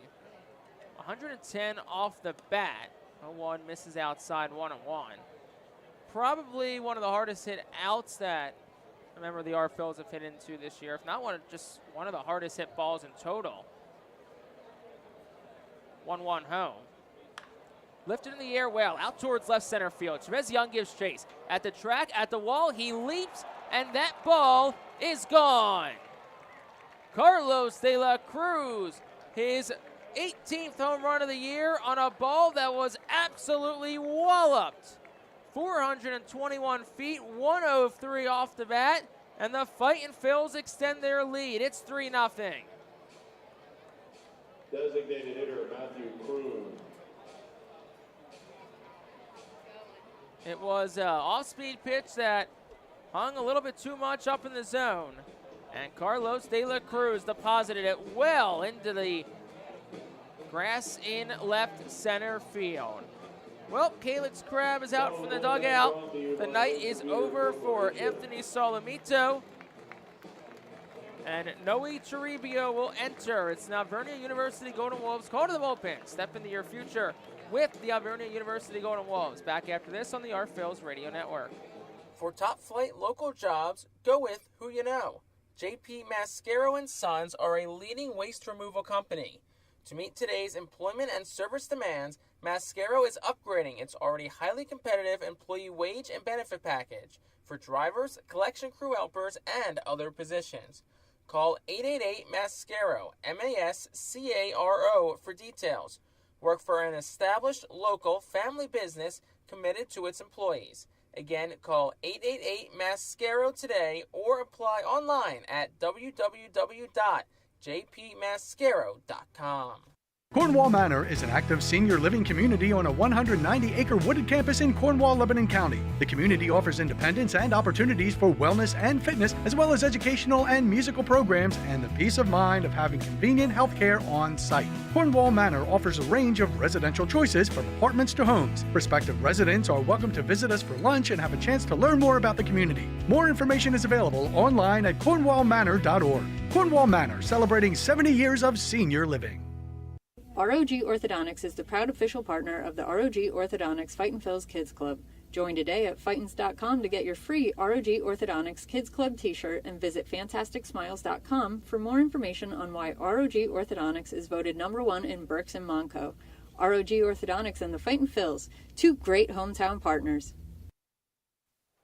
Back with this Altoona University Golden Wolves call to the bullpen. Noe Toribio enters for the Curve, his 21st appearance of the year, 1-2 record of 4.09 ERA. 33 innings pitched, 25 hits allowed, 14 walks, 39 strikeouts, and opposing hitters hitting .212 off of him. First offering to Matthew Kroon misses down and away for a ball. It's 1-0. Anthony Solomito's day is done after the home run to Carlos De La Cruz. The 1-0 is over for a called strike, 1-1. Solomito 4-2 third, 6 hits, 3 runs, all earned. A walk and 7 strikeouts. 2-0. It's in tight for a ball. It's 2-1.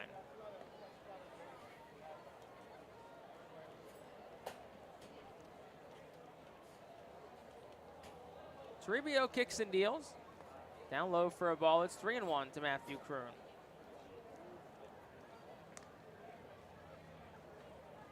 Toribio, the 6'2", 195-pound righty out of the Dominican Republic. Signed with the Pirates in 2016 as an international free agent. Kroon rockets one foul down the left field line. It's 3-2.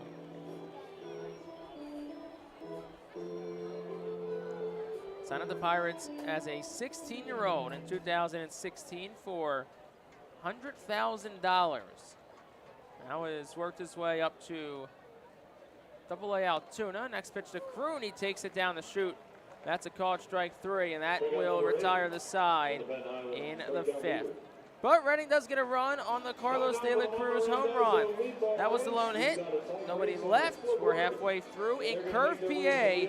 Bottom of the 5th up next. 3-0 our Phils on the Fightin' Phils Radio Network. For top flight local jobs, go with who you know. JP Mascaro & Sons are a leading waste removal company.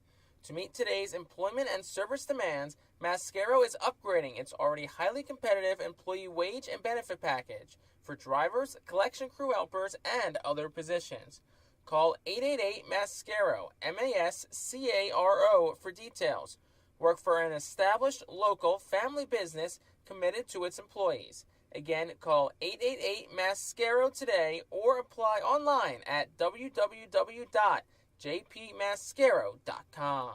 Cornwall Manor is an active senior living community on a 190-acre wooded campus in Cornwall, Lebanon County. The community offers independence and opportunities for wellness and fitness, as well as educational and musical programs, and the peace of mind of having convenient health care on site. Cornwall Manor offers a range of residential choices from apartments to homes. Prospective residents are welcome to visit us for lunch and have a chance to learn more about the community. More information is available online at cornwallmanor.org. Cornwall Manor, celebrating 70 years of senior living. ROG Orthodontics is the proud official partner of the ROG Orthodontics Fightin' Phil's Kids Club.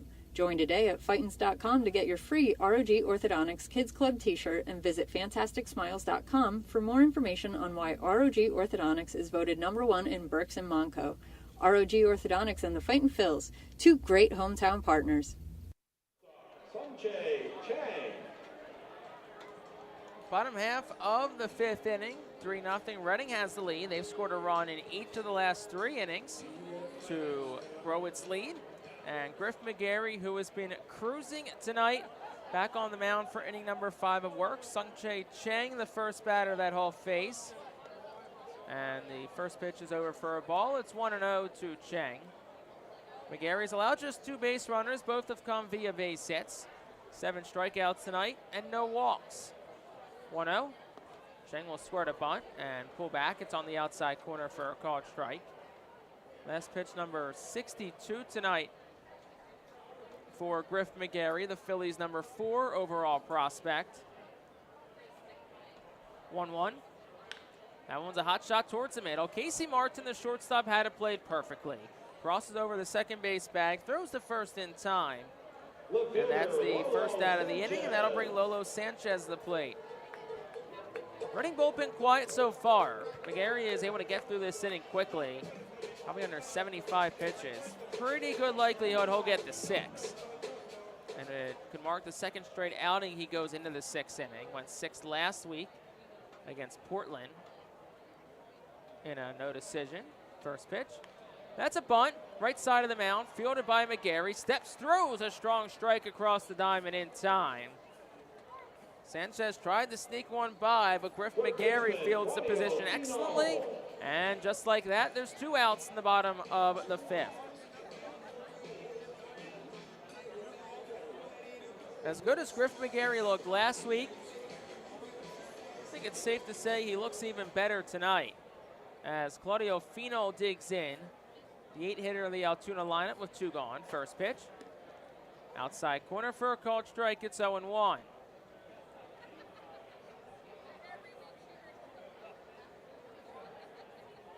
McGarry, who's working quickly, understandably so. He's on a roll. The 0-1 is hot shot towards third on the ground. Pedro Martinez scoops, sets his feet, throws across in time, and it's a very, very quick bottom half of the 5th inning. 3 up, 3 down, go to curve. We'll go to the 6th, running up 3-0, looking for more on the Phillies Radio Network. Cornwall Manor is an active senior living community on a 190-acre wooded campus in Cornwall, Lebanon County. The community offers independence and opportunities for wellness and fitness, as well as educational and musical programs, and the peace of mind of having convenient health care on site. Cornwall Manor offers a range of residential choices from apartments to homes. Prospective residents are welcome to visit us for lunch and have a chance to learn more about the community. More information is available online at cornwallmanor.org. Cornwall Manor, celebrating 70 years of senior living. Our Phillies fans can continue to expect great performances all season long on the Burke's Commercial Roofing stage. It's the home of great local talent, including the Our Phillies mascot band. Burke's Commercial Roofing prides itself on being a locally owned and operated company that puts an emphasis on customer service. They provide free on-site estimates and can handle any size repair, restoration, or replacement. Visit burkscommercialroofing.com or call 610-717-3949 for more information. And don't forget to sit back, relax, and enjoy the show at the Burke's Commercial Roofing stage at America's Classic Ballpark. To enjoy a perfectly crafted 1893 from the makers of Pepsi Cola, you must first appreciate its carefully selected ingredients. A dash of cola nut extract, a hint of real sugar, a splash of sparkling water, and a generous amount of attractive spokesperson. Trust me, I'm gorgeous. Cheers to 1893 boldly blended colas, a delicious balancing act of premium ingredients from the makers of Pepsi Cola. Jalen Ortiz leads things off, top half of the 6th. 3-0 Reading has the lead over the Altoona Curve. Once again, I'm Jake Starr. Thanks for joining myself tonight and all weekend long here on the Phillies Radio Network. Ortiz digs in from the right side, working against Noe Toribio, whose first pitch is down and away for a ball. It's 1-0. Toribio's 6 pitches in the 5th, faced just one batter in Matthew Kroon, after he entered for Anthony Solomito in the frame. Next pitch. Gets the knees for a called strike. It's 1-1.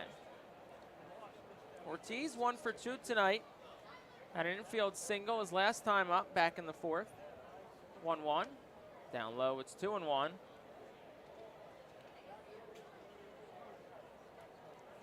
Ortiz, a 189 hitter this year since joining the Fightin Phillies about a month and a half ago. 2-1 home. Blowing away ball 3. 3-1 to the righty. He's 2 home runs on the year. Last came on July the 14th, a week ago tonight, against the Portland Sea Dogs at home. 3-1, swinging a foul ball in and out of the mitt of the catcher Gutierrez, and it's 3-2. Also, we have a new first base coach for the Reading Fightin Phils. It is now Ethan Wilson coaching first. Seems to be having a good time out there. It was Oliver Dunn for most of the game. 3-2 is rolled over on the ground foul, where current third base coach Ray Ricker will scoop it up and toss it back to the Phils dugout after initially giving a look towards some fans. 3-2, Ortiz, little floater into shallow right center. It'll drop in front of Matt Frazier. That's another base hit for Jalen Ortiz. 2-hit night for Ortiz, the leadoff single for him. Cam Cannon will come up. No outs in the top of the 6th. Reading up 3-0, they're looking to add more on.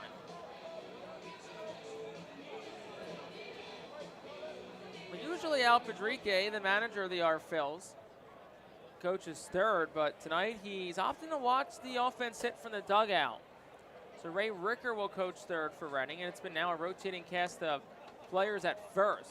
First pitch to Cam Cannon's over for a called strike, 0-1. Not sure if it's a case of wanting to watch the offense from a different perspective, potentially. 0-1 home. Outside, it's 1-1. Also worth noting with the lefty Solomito out, it was an all-righty lineup rolled out for Al Padrique tonight. The lone exception, the switch-hitting Pedro Martinez, who will flip to the left side his next time up.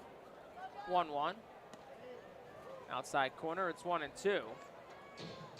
So, Reading's at 3-0 now, but you wonder if it's a close game late and Reading's looking to either tack on some more runs or if Altoona works its way back, if he'll go to some of the lefties on his bench tonight. 1-2. That one is hit foul down the left field side.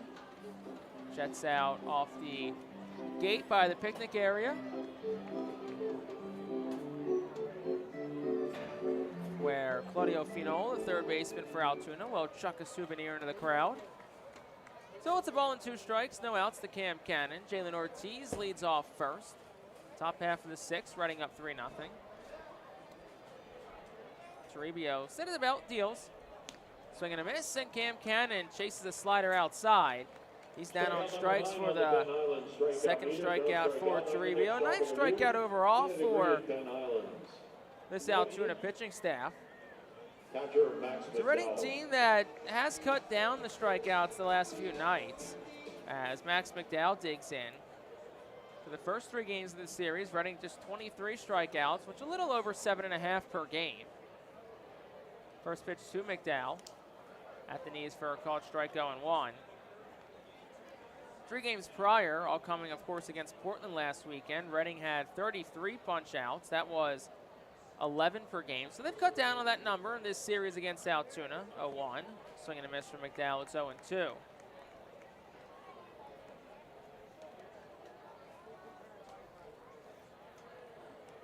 McDowell is 0 for 2 tonight, a strikeout and a ground out. Jalen Ortiz gets his lead off first. Not a big one, not really much of a threat to run either. 0-2. That one's right down the chute, called strike 3. And Max McDowell is down on strikes for second time tonight. 3rd strikeout from Toribio. And now the 10th punch out by Reading tonight. And that'll bring Casey Martin to the plate.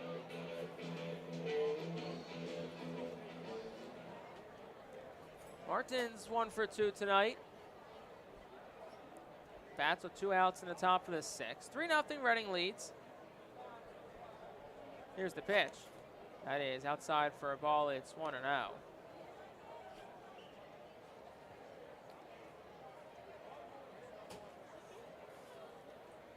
Ortiz leads off first.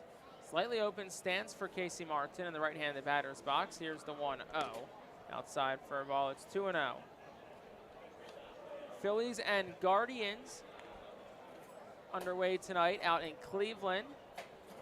Guardians an early 2-0 lead. The big news out of that game is that Bryce Harper gets the start tonight at first base for the Phillies. 2-0. Bounced back by Martin. It's 2-1. It's the first time that Bryce Harper is playing in the field in a game since April 16th of last year. It was then where he injured his elbow, decided to play through it, missed some time with a broken thumb after being hit at San Diego last summer. And then, of course, came back and just helped lead the Phillies to a National League championship.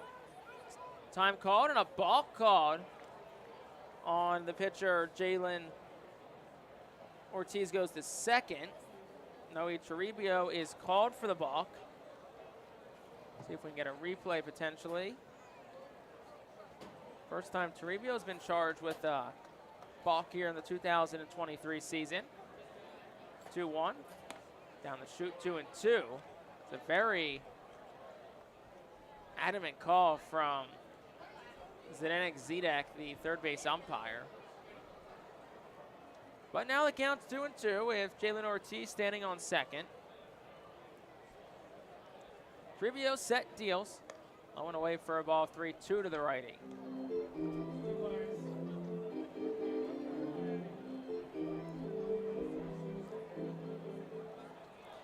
Harper, who's played right field mostly throughout his big league career, mostly during his time with the Phillies since 2019, but now at first, 3-2, chop towards the middle, charging's Glenn, the second baseman. He's got a quick throw to first in time, and that will retire the side in the sixth. The runs for Reading, they didn't have a hit, no errors, they leave one on base. We're 2/3 the way home in Altoona. Reading 3, Curve nothing here on the Phillies Radio Network. The Reading Fightin Phillies are proud to partner with Berks County Mental Health and Disabilities Program. Together, we are striking out the stigma in order to raise community awareness about mental illness and suicide prevention with 3 simple words. Are you okay? The help is to begin a conversation to show Berks County that we care. Suicide hurts and affects everyone, but help is here. We will work together to help raise awareness about suicide and identify what we can do as a community to prevent it. People in need of assistance and support should call Crisis Intervention at 610-379-2007. Spend some quality time with the family by taking them out to the ball game every Sunday home game at First Energy Stadium. Sundays are Berks Packing Sunday Family Fun Days, presented by Golden Oaks Golf Club, PA Army National Guard, Culligan Water, Aspen Home Improvements, and Rip It Baseball Town Charities batting cages. Get 4 tickets, 4 hot dogs, and 4 sodas for only $56 when purchased in advance. Join us for Berks Packing Sunday Family Fun Days at all Sunday home games all season long at First Energy Stadium. Looking for the place to have the ultimate family fun at the Fightin Phillies game? Look no further than Capital Blue Cross Funland. Capital Blue Cross Funland features the most exciting games and entertainment at the ballpark, including speed pitch, mini golf, ring toss and peach basket toss, mascot autograph booth, a bounce house, and the incredible giant inflatable slide. Bring your family to all the fun at their next Phillies game at Capital Blue Cross Funland. Bottom half of the 6th inning, Reading still up 3-0. 9-hole man Chavez Young leads off for Altoona as Griff McGarry's back on for his 6th inning of work. 9-1-2, due up for the curve. First pitch home. Outside for a ball 1-0. Young began the swing, held up, they'll appeal to third, where Z Zdenek will say no swing. McGarry, who looking to match a season high in innings pitched. It was 6 last week against Portland, 1-0, is swung on, fouled straight back, 1-1. Last pitch was pitch number 68 tonight for McGarry. He's thrown 97 through just 6 in the 5th, 9 in the 4th, so very efficient Griff McGarry has been. He's only faced 2 above the minimum, has given up 2 singles, 1-1, swing and a miss, 1-2. Also 7 strikeouts for Griff McGarry, that's 2 shy of a season high. Also set last week with 9 against Portland. Once again, I think the number that stands out the most is the 0 walks. If McGarry can get through this game without any walks issued, it'll be the first time this year in a start for Reading McGarry has issued 0 walks. A ball and 2 strikes, here's the pitch. Low and away for a ball, it's 2-2. There's some stretching in the Phillies bullpen, nobody throwing. Looks like Andrew Baker just doing some stretching behind the mound, but no signs of anyone warming up quite yet. 2-2, swing and a miss, struck him out. Climbed the ladder with a fastball at 94. Chavez Young couldn't catch up. That's the 8th strikeout tonight for Griff McGarry, and it'll flip the lineup card over. 3rd time tonight for Matt Frazier.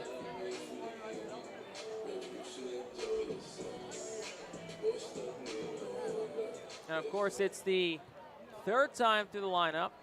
Always a weary number for a lot of professional managers and coaches. First pitch to Frazier. That one misses just up for a ball. It's 1-0.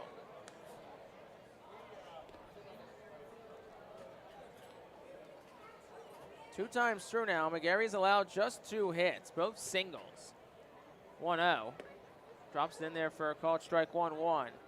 No Altoona runners tonight have made it past first base. Leyba singled, Young singled. Neither advanced to second. Ball and a strike. McGarry will kick and deal. swing and a foul tip. Back to the minute. McDowell holds on to it. It's 1-2. One strikeout shy of a season high is Griff McGarry. His career high is 13. If he got the 7th, there could be a chance of that. McGarry will step off, readjust. Actually, it looks like it's going to be a pitch clock violation on McGarry, so makes it 2 balls and 2 strikes. Draws some cheers from the crowd. McGarry is not really giving them much to cheer about tonight. He's been locked in. Here's the 2-2. Just misses outside with the curveball. It's full. The 27th pitch clock violation of the year for Reading. The first since July the 6th. Didn't have any of the rest of the Somerset series, and they have had none since coming out of the All-Star break. 3-2. Swing and a miss. Struck out Frazier. Ball hit the dirt, so McDowell throws to Ortiz to finish the play. 9 strikeouts tonight for Griff McGarry. That'll match a season high, and he's 1 shy of number 10. Next batter will be Jackson Glenn. We said season high is 9 for McGarry. Career high is 13. That came last year with Jersey Shore. As Jackson Glenn digs in, 2 gone here in the 6th. First pitch, outside corner for a called strike. It's 0-1.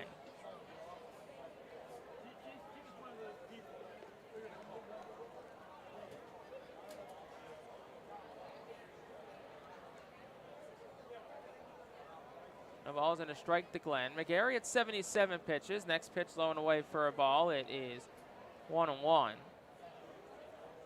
Griff McGarry has had 3 career games of 10 strikeouts or more. All came last summer with Jersey Shore. But next pitch is a ground ball right back to McGarry. He'll field it, flip to first in time, and that will retire the side in the 6th. No runs, no hits, no errors, nobody left. 11 straight sent down by Griff McGarry, and we will go to the 7th. Reading 3, Altoona nothing. Back after this on the Our Phillies Radio Network. Are you looking for a reliable food distributor to meet all your culinary needs? Look no further than our trusted team at Feaser's Food Distributors. For over 120 years, our products have been sourced from the best farms and suppliers, ensuring that you get the best ingredients for your restaurant or organization. From fresh produce to premium meats, Feaser's supplies everything but the appetite. Visit Feasers.com today to experience the difference in working with a top-tier, family-owned food distributor. Feaser's, your partner for success in the kitchen. Looking for a fast and hassle-free way to get your snacks and non-perishable groceries? Look no further than FeasersDirect.com. With just a few clicks, discover the convenience of having your culinary essentials ready for a pickup at our headquarters in Harrisburg. Empowering communities one relationship at a time is our commitment at Tompkins. Our customers have thrived thanks to our focus on local lending and their commitment to the customers they serve. They do a great job. Everything for us, from our banking, our insurance, to our wealth management. Tompkins has always been there for us. We see a long relationship with Tompkins. They're good people. Tompkins, banking, insurance, wealth. Member FDIC Equal Housing Lender. Investment and insurance products are not FDIC insured, not bank guaranteed, and may lose value. Be the first to know everything about your Red and Fightin' Phils by signing up for the Baseball Town Insider email newsletter. Once you become a Baseball Town Insider, you will receive breaking news about Fightin's promotions, including giveaways and guest appearances, special events, exclusive offers, and discounts on tickets and merchandise, just for being a Baseball Town Insider. Visit Fightins.com to sign up for this free email newsletter. Baseball Town Insider. Stay in the loop and become a member today.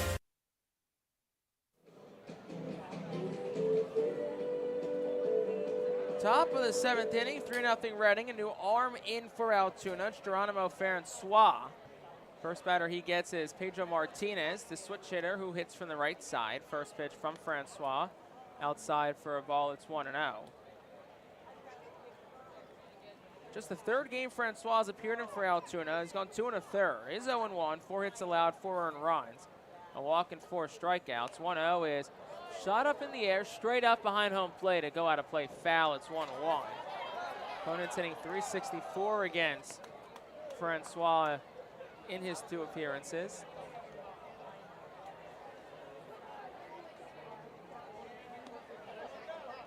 Next pitch is over for a ball. It's 2-1. Also between innings, there was an extended conversation between manager Al Padrique, 2-1, is swung on a miss 2-2, and home plate umpire Jude Corey. And it was not the most civil conversation in the world. Al Padrique was very clearly frustrated about something. I don't know if it was the pitch clock violation on McGarry, but whatever it was, Al Padrique was not pleased with home plate umpire's enforcement of something. Martinez cranks one in the air well towards straightaway center. Chavez Young racing back at the track, and he will run it down and make the catch. An excellent running grab by Chavez Young in center. Probably ran a good 100 feet to get that one. He makes an over-the-shoulder catch in the right center field gap for out number 1. That'll bring Cody Roberts to the plate, but a very passionate conversation between Padrique and Jude Corey. Padrique stays in the game. First pitch to Cody Roberts. Inside corner for a called strike, 0-1.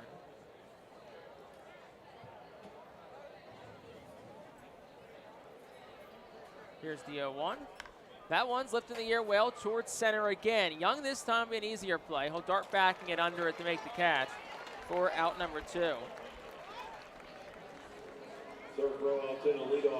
Madison Stokes, the leadoff man, up 2 outs in the 7th, but not sure what Padrique was frustrated about. The pitch clock violation would make the most sense. Maybe he wasn't happy with how the pitch clock's been ran tonight, or something that the umpire crew has been handling tonight. First pitch to Madison Stokes outside for a ball, 1-0.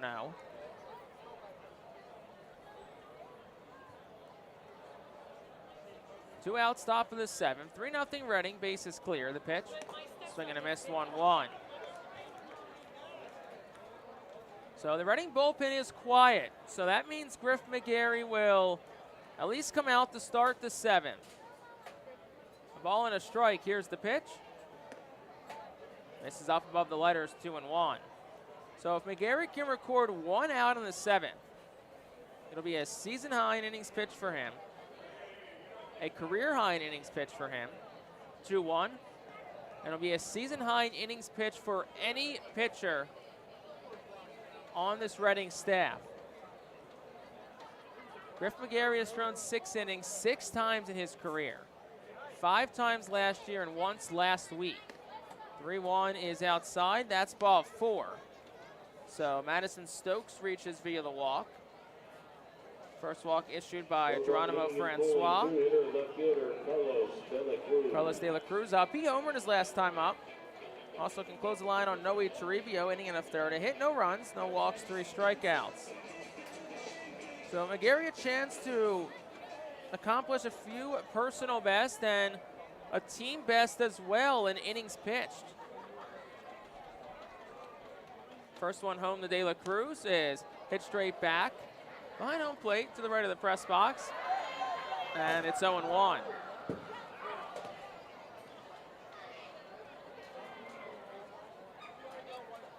No balls and a strike, 2 outs to De La Cruz. Stokes leads off at first. Running up 3-0, top 7. The pitch, little dribbler to the right side of the home plate dirt circle. It's 0-2.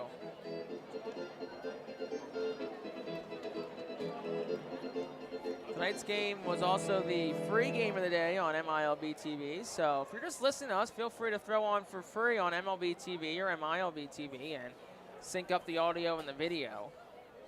No balls, 2 strikes, 2 outs. Here's the pitch. De La Cruz waves and misses, and that will retire the side in the 7th. First strikeout for Geronimo Francois.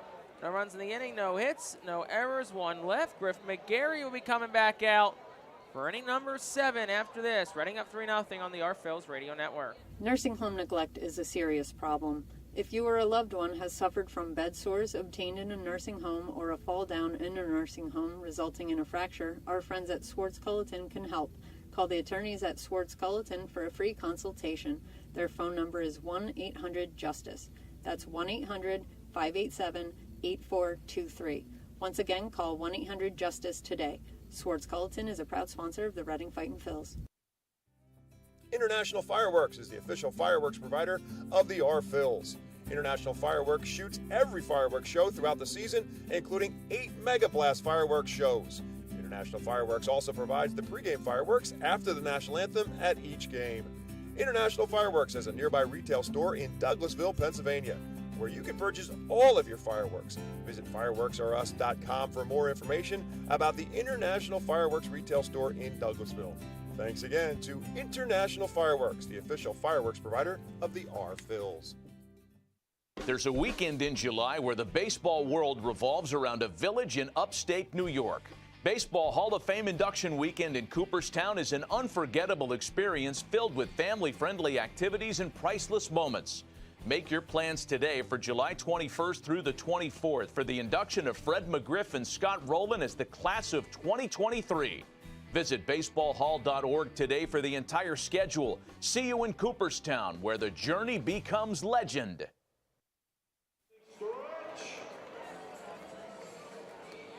Well, it's stretch time from People's Natural Gas Field. A beautiful rendition of God Bless America was performed between innings. And we are back for the bottom of the 7th, which is a good time for a little quick game recap and kind of how we got here. Once again, I'm Jake Starr on the call for Game 4 of a 6-game set between the Reading Fightin Phils and the Altoona Curve. Reading got a run each in the 3rd, 4th, and 5th inning. Carlos De La Cruz had a home run in the 5th to put Reading up 3-0. But the story tonight has been the pitching of Phillies number 4 overall prospect, Griff McGarry, who had his best outing of the year last week and has won up that by a lot. So far tonight, 6 innings, 2 hits, no runs, no walks, 9 strikeouts. And I think it's the no walks that probably will stand out the most. 2 hits is impressive too. So is 9 strikeouts. Season ERA is down to 3.02. So a chance for McGarry to get that under 2. And I don't say a lot on the line in this inning, but just some marks on the line this inning. If McGarry gets 1 out here in the 6th, he will set both a season and career high in innings pitched. He's 1 strikeout away from setting a new season high in strikeouts. Career high in strikeouts is 13, so unless there's a situation where he gets 4 strikeouts in this inning, which would have to come with a drop third strike, or he pitches into the 8th, that's an unlikely mark to be hit. But 1 strikeout away would be the 4th time in Griff McGarry's career he has had 10-plus strikeouts in a game.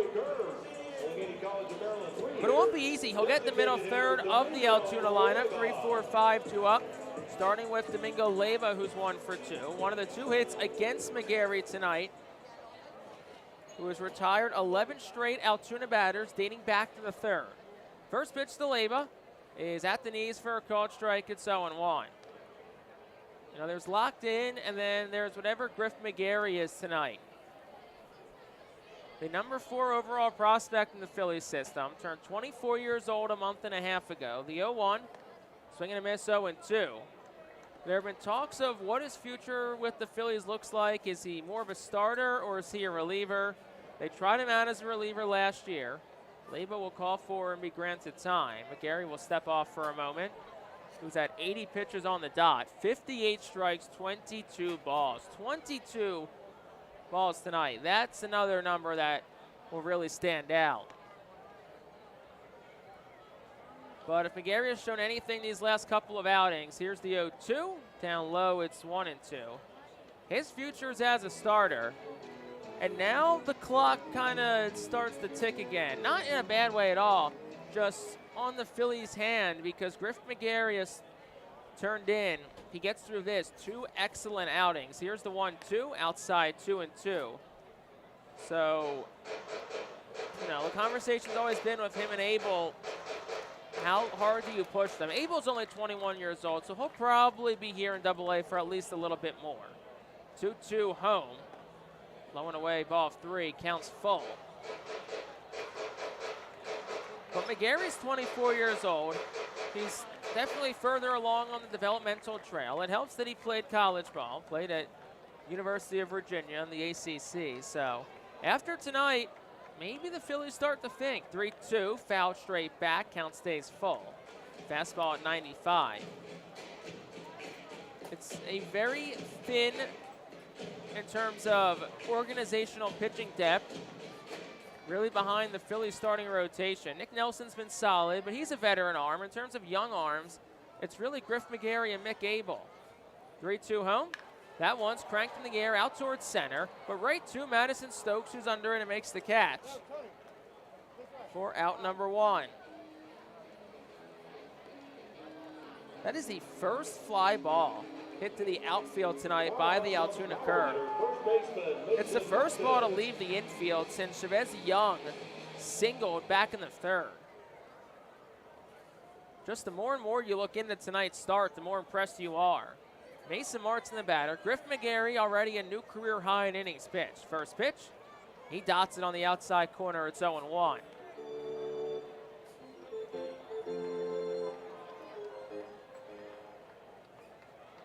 But obviously, McGarry, Abel, and Andrew Painter, the 3 arms Phillies are very excited about. Martin lifts it in the air, foul territory left side. Martinez over, into the dirt, comes back to his left and makes the catch for out number 2. 6 2/3 tonight for Griff McGarry, up to 87 pitches. And of course, with the unfortunate news surrounding Andrew Painter, likely to have Tommy John surgery, at least that's what the Phillies have recommended. The attention really turns to Abel and McGarry, and if the Phillies are looking internally for options in the back end of their rotation, hopefully they tuned in tonight. First pitch to Abraham Gutierrez, outside for a ball, it's 1-0. Because Griff McGarry has been arguably the best that he has looked in his professional career. The 1-0 pitch home. Outside corner, it's 1-1. 2 outs, bottom of the 7th. Reading leads 3-0. No pitcher has gone deeper in the game for Reading this year than Griff McGarry has. A ball and a strike. Here's the pitch. That's outside, 2-1. That was pitch number 89 tonight for Griff McGarry. So if he gets through the 7th, night's probably done. Andrew Baker's up and throwing in the Phillies bullpen, so you'll look for 6 outs from the pen. Here's the 2-1. Little chopper, high chopper towards first. McGarry was laid off the mound. Ortiz fielded it, and then it pops in and out of his glove. So that's a base runner, and we'll see what they rule that, whether that goes down as a hit or an error. Probably an infield single. If Ortiz fields it cleanly, you might have a chance at a play. But nonetheless, Abraham Gutierrez snaps a streak of 13 in a row sent down by Griff McGarry. Still waiting on the official ruling of whether that's a hit or an error. It will be a hit, as it should be. So now it's Sung-Chae Chang with 2 outs against Griff McGarry, who's in the stretch. First pitch lifted foul. It's 0-1. And there was no hesitation from Al Padrique and Brad Bergeson to leave McGarry in this game. There wasn't even a conversation had on the mound. And it wasn't even a ball that was hit hard. It was just got lucky for Altoona. No balls and a strike to Chang. McGarry ready at the belt. 0-1, swing and a miss, 0-2. Griff McGarry a strike away from ending an impeccable day and setting a new season high in strikeouts with 10. The Phillies, number 3, now number 4 overall prospect, has struck out 10 in a game or more 3 times in his career, all last year. He's looking for double-figure strikeouts here. No balls, 2 strikes, 2 outs in the bottom of the 7th. McGarry ready at the belt. The righty deals. Swing and a miss, he struck him out. 10 strikeouts tonight for Griff McGarry, and if that is how the night ends, what a way to put an exclamation point on it. 7 innings, 10 strikeouts, 3 hits tonight, and 0 walks for the Phillies' 4th-ranked prospect. He'll enter the dugout to a plethora of handshakes and high fives, and we will go to the 8th. Reading 3, Altoona nothing. Back after this on the Phillies Radio Network. Nursing home neglect is a serious problem. If you or a loved one has suffered from bed sores obtained in a nursing home or a fall down in a nursing home resulting in a fracture, our friends at Swartz Culleton can help. Call the attorneys at Swartz Culleton for a free consultation. Their phone number is 1-800-JUSTICE. That's 1-800-587-8423. Once again, call 1-800-JUSTICE today. Swartz Culleton is a proud sponsor of the Reading Fightin' Phils. Celebrate the history of our national pastime at the National Baseball Hall of Fame and Museum in Cooperstown. See priceless treasures that'll bring your baseball memories to life. Connect with events that have shaped and changed the game and our country. Our stories to tell, your memories to share. Plan your visit today at baseballhall.org.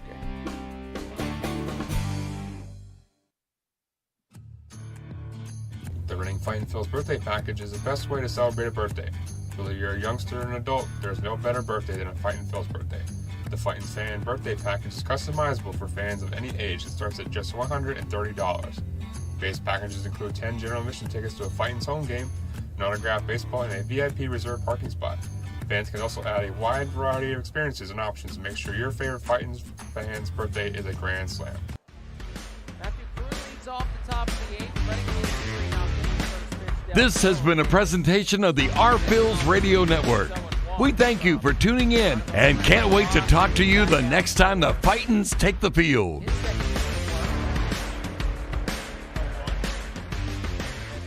So Griff McGarry's night probably done. Entered the dugout to a chorus of handshakes, high fives, and hugs, and it was a special performance by Griff McGarry tonight. Went 7 innings, 3 hits, no runs, no walks, 10 strikeouts. Here's the 0-2. That one's fouled towards the Phil's dugout. Count stays 0-2. Everything is advertised from the Phillies' number 4 overall prospect, and everything you could have wanted and more for Griff McGarry. Here's the 0-2. Kroon smacks it towards short. Cheng charges. Gloves it belt high, throws across in time. That's out number 1. Now for Reading, you love some insurance, but at the same time, you just need the bullpen to get you 6 outs because as well as McGarry has thrown tonight, you do not want to spoil that outing. McGarry's ERA also dropped 53 points from 3.49 to 2.96 as Jalen Ortiz digs in. First pitch home. They're going to call that catcher's interference, it looks like. Ortiz checked his swing, got a piece of the mitt from Abraham Gutierrez, who dropped down to the ground in some pain, which was probably the tell that it was catcher's interference. So Ortiz the first. Cam Cannon is the batter. Third time Ortiz has been aboard tonight. The first time that Abraham Gutierrez has been called for catcher's interference this year. Third time any of the curve catchers have. First pitch to Cam Cannon. In sight, it's 1-0. Catcher's interference goes down as an E2 in the scorebook. So the second error this year as well for Gutierrez. 1-0. That's one smack towards the middle. It's fielded by the second baseman, Glenn. Hold go just a second. Touch it up, so Ortiz is out. Cannon reaches on a 4 unassisted fielder's choice. 2 outs in the inning for Max McDowell. It was a tough play. Glenn had to come across the second base bag, so his momentum was already taking him away. So he just had to kind of re-pivot and touch the bag, and at that point had no throw to first. So now it's Max McDowell, the batter. First pitch home is pounded into the dirt, foul. It's 0-1. Andrew Baker continues to throw in the Phil's bullpen, so it looks like Baker will get the 8th inning. And we'll see. Maybe they go back to Orion Kirkering for the 9th. He hasn't thrown much as of late, the 0-1. Outside for a ball, it's 1-1 to Max McDowell. Reading just 1 shutout as a team this year. Looking for number 2 tonight. They've been shut out twice. 1-1. McDowell will rope it down the right field line of the air, out of play foul. Reading's lone shutout came on May the 28th against Harrisburg. Josh Hendrickson started that game and went 5 innings. McGarry tonight 7. Just an old school dominant pitching outing from Griff McGarry, who threw 19 pitches in the first, but didn't get over 16 the rest of the way. 1-2. Fouled straight back off the netting. Count stays the same.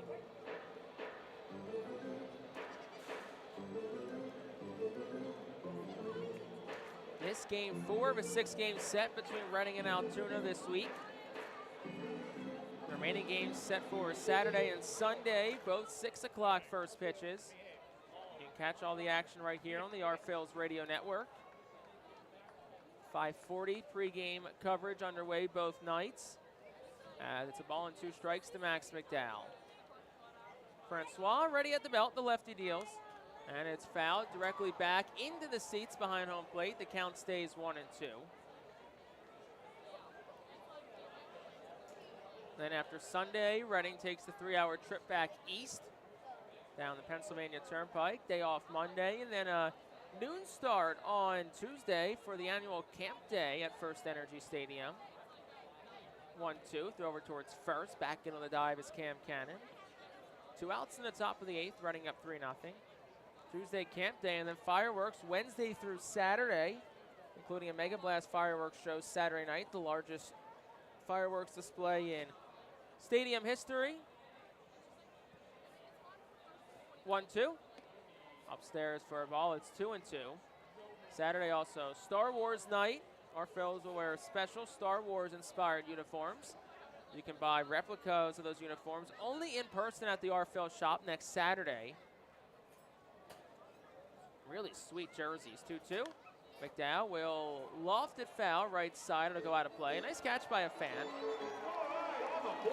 Then the game-worn jerseys by the Phillies will be auctioned off starting later next week and then through the game on Saturday, so a chance to wear Star Wars jerseys, also worn by your favorite Phillies players. 2 balls, 2 strikes, 2 outs to Max McDowell. Francois readies and deals. Upstairs it's full, which means Cam Cannon will be off and running on the pitch. And then Sunday is an Aaron Nola bobblehead giveaway. That's next Sunday, July 30th, to the first 1,500 kids in attendance. So come out and get your hands on a bobblehead of one of the best pitchers in Phillies' recent history. 3-2, here's the pitch. That's upstairs, ball 4. Max McDowell, good at bat. He works a walk. Second walk issued by Francois in as many innings. And McDowell's aboard for the first time tonight. So Scotty Larton will take his second visit out to the mound this evening, this time to chat with Geronimo Francois. Andrew Baker continues to throw in the Phillies bullpen. So all signs point to Baker, the hard-throwing righty, out of Montgomery, Alabama, getting the 8th inning. And then I wonder if we see Orion Kirkering in the 9th, which was a 1 save situation. That was a week ago tomorrow.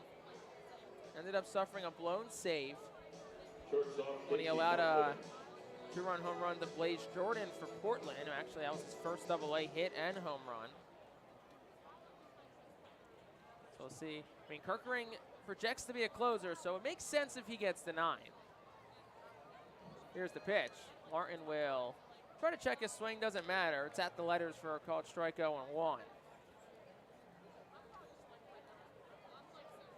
No balls and a strike. Cannon leads off second. McDowell off first. 2 outs, top of the 8th. Reading leads 3-0. Our Phillies would love some insurance runs here, too. Francois deals. Martin takes that one upstairs. It's a ball and a strike.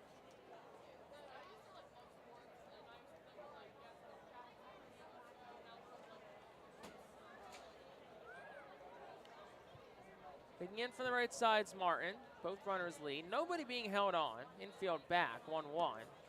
Outside, it's 2-1.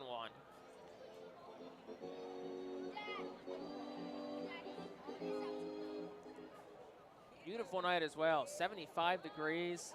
Sunny skies, some clouds sprinkled throughout. Slightly breeze drifting out towards straightaway center, maybe a little towards right center, 2-1. That's up above the letters, 3-1. Hitters count to Casey Martin. Pristine opportunity here for the R-Phil starting shortstop. The 2020 draft pick out of Arkansas. Grew up in Lone Oak, Arkansas. 3-1. And that's down low ball 4. Back-to-back walks issued by Francois puts Casey Martin aboard. Third walk issued by Francois. Here comes Calix Crabb, and that'll be the night for Geronimo Francois. So Francois' night is done. Reading has the bases loaded for Pedro Martinez. But first, step into your future with this Alvernia University Golden Wolves call to the bullpen. Back after this with a new pitcher on the R-Phil's Radio Network. Baseball fans, introducing Bally Live, the only app where minor league baseball fans can score major rewards. When you stream your favorite teams live, you'll score rewards. When you chat with friends during a watch party, you'll score rewards. And when you test your skills at trivia, you'll score rewards. Being a fan of minor leagues has never been so rewarding. So what are you waiting for? Download Bally Live for free from the app or Play Store and start scoring rewards today. Berks Immunization Coalition works to provide leadership and education in promoting age-appropriate immunization across the lifespan for all residents of Berks County. This is a coalition comprised of local physicians, nurse practitioners, school nurses, immunization coordinators, immunization advocates, and pharmaceutical representatives working to encourage continuity of immunization through medical resources. They focus on educating both the community and the providers. For more information, please visit www.immunizeba.org and click Local Coalitions. Baseball Town Charities is a nonprofit 501c3 charitable organization founded to keep baseball alive in Reading. Youngsters can benefit from the many life lessons the game can offer. Baseball Town Charities currently supports kids and adults with mental and physical disabilities through the Baseball Dream League. Baseball Town Charities also supports inner-city baseball development through the Rip It for Life program, which provides growth both on and off the baseball field. For more information, please visit baseballtown.org. The new arm in for Altoona, it's the righty Grant Ford. Ford is 6'1", 175 righty, a fifth-round pick in 2019 out of Nevada Reno. 6 appearances, he's 1-0, 1.80 ERA, 5 innings pitched, 5 hits, a walk, and 5 strikeouts. First pitch to Pedro Martinez outside. Opponent sitting 294 against him. Ford inherits a bases-loaded situation, 2 outs top of the 8th. Reading leads 3-0. The 1-0. Martinez swings and fouls it. To the left side, it's 1-1.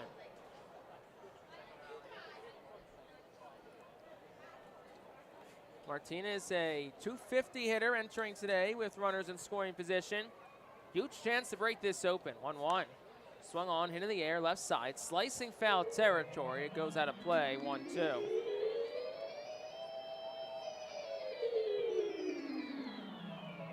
Grant Ford looking to leave the bases full of Fightin Phils and keep it a 3-run game going to the bottom of the 8th.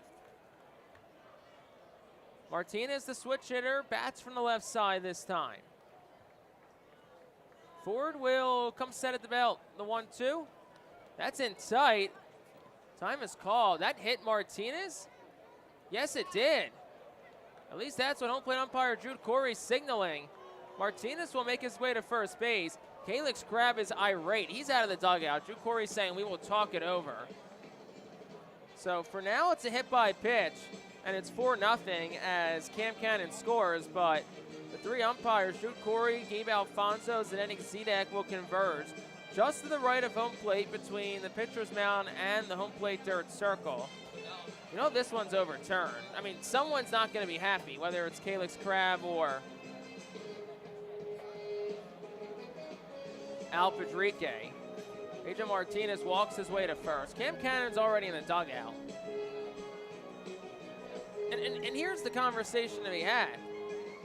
How do either of the field umpires have a better view of the hit by pitch than the home plate umpire? And Drew Corey points at first base and says Pedro Martinez will stay there. So Everyone up a bag. Cam Cannon scores. It's 4-0 Fightin Phillies. That run charged the line of Geronimo Francois, who went an inning and 2/3. Still responsible for 2 more runners on, as Cody Roberts will patiently await in the right-handed batter's box after Calix Crabb gave his 2 cents to Jude Corey, the home plate umpire, and now Crabb makes his way back to the Altoona dugout. So here's Cody Roberts. Bases loaded, 2 outs in the top of the 8th. Reading now up 4-0. Looking to tack on some insurance runs. They already got 1, but they would love some more here. First pitch. Roberts takes an off speed for a strike. It's 0-1.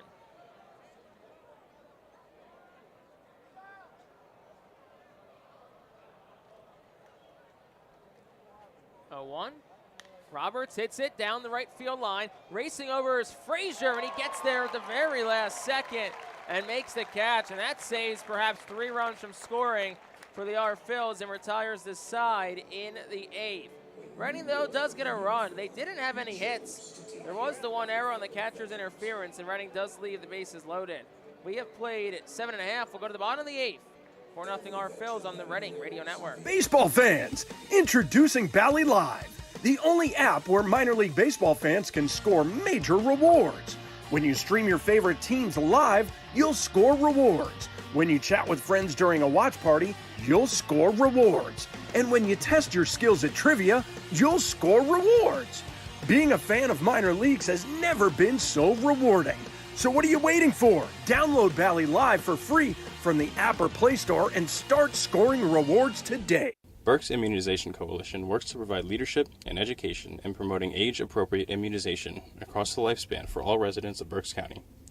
This is a coalition comprised of local physicians, nurse practitioners, school nurses, immunization coordinators, immunization advocates, and pharmaceutical representatives working to encourage continuity of immunization through medical resources.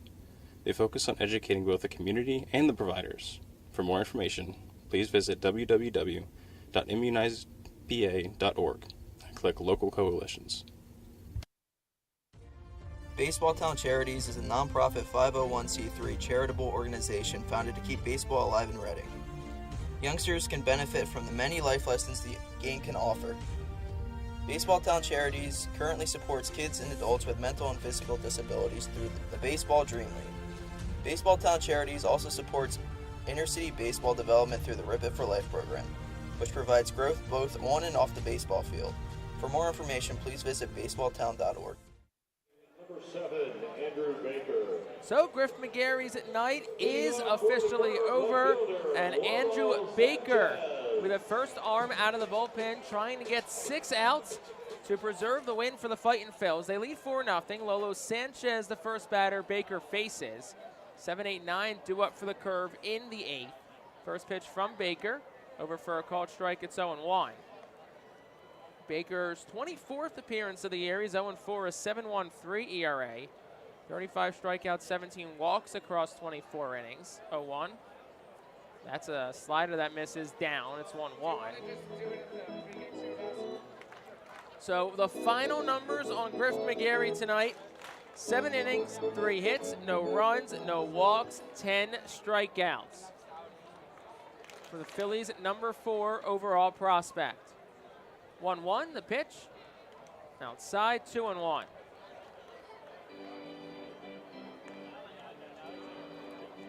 Baker's gone 3 straight sliders to start this at-bat to Lolo Sanchez. 2-1, outside it's 3-1. Goes to the fastball there at 98. That's the scouting report on Baker. Fastball will sit 96 to 98, could touch 99 or 100 at times. 3 balls and a strike to pitch. That gets the outside corner that counts full. 97 on that fastball. And then a slider that when it's on, it's on. Like, it's a wicked slider from Andrew Baker when it's on. Seen him miss a few times in this inning with it. But it's 3 balls, 2 strikes. Trying to get Lolo Sanchez down for the first out of the 8th. The pitch goes back to that slider. Misses outside. It's ball 4. Congratulations, John Smith. You're the first winner in the Laurel. So the first walk issued by Reading pitching tonight. Lolo Sanchez gets the first. Claudio Finol is the batter for Altoona. They trail 4-0 in the bottom of the 8th. Beginning to see a little bit of stirring going on in the Phillies bullpen down the left field line. As Andrew Baker, the righty comes set from the first base side of the rubber, kicks and deals outside for a ball. It's 1-0. Brett Schultz up and throwing. So could see him as an option for the ninth. He's the team leader in saves with 5. Was previously 6 from Tyler McKay, but McKay since called up the AAA Lehigh Valley last week. Quick conversation concludes between the catcher Max McDowell and the pitcher Andrew Baker. First mound visit all night for Reading. 1-0. That one bounces, smothered by McDowell. It's 2-0.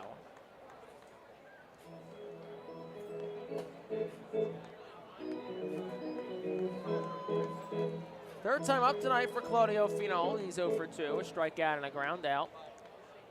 Baker would love a ground out here. Here's the pitch. Gets the outside corner for a called strike. It's 3-1.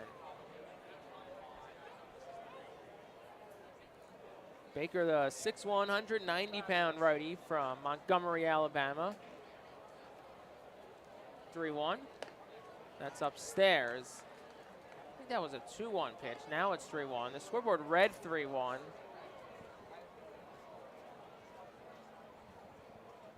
Looks to be some confusion from the Altoona dugout. They thought it was ball 4. Jude Corey disagrees. 3-1. That's way outside, so now it's ball 4. 2 straight walks issued by Andrew Baker. That brings 9-man Chavez Young to the plate. And now you wonder how long the leash is going to be here on Andrew Baker. If he doesn't get Young out, this might be his last batter. Brett Schultz has been up and throwing for about a couple of minutes now. Brad Bergeson, the pitching coach for Reading, will take a slow walk out to the mound. So that'll give Schultz some more time to throw. So between this mound visit and perhaps one more batter, should be plenty of time for Schultz to warm up. Obviously, best case scenario here is that Baker buckles in, settles down, and gets the 3 outs. But if that's not the case, should have plenty of time for Brett Schultz to be ready should he's needed here in the 8th.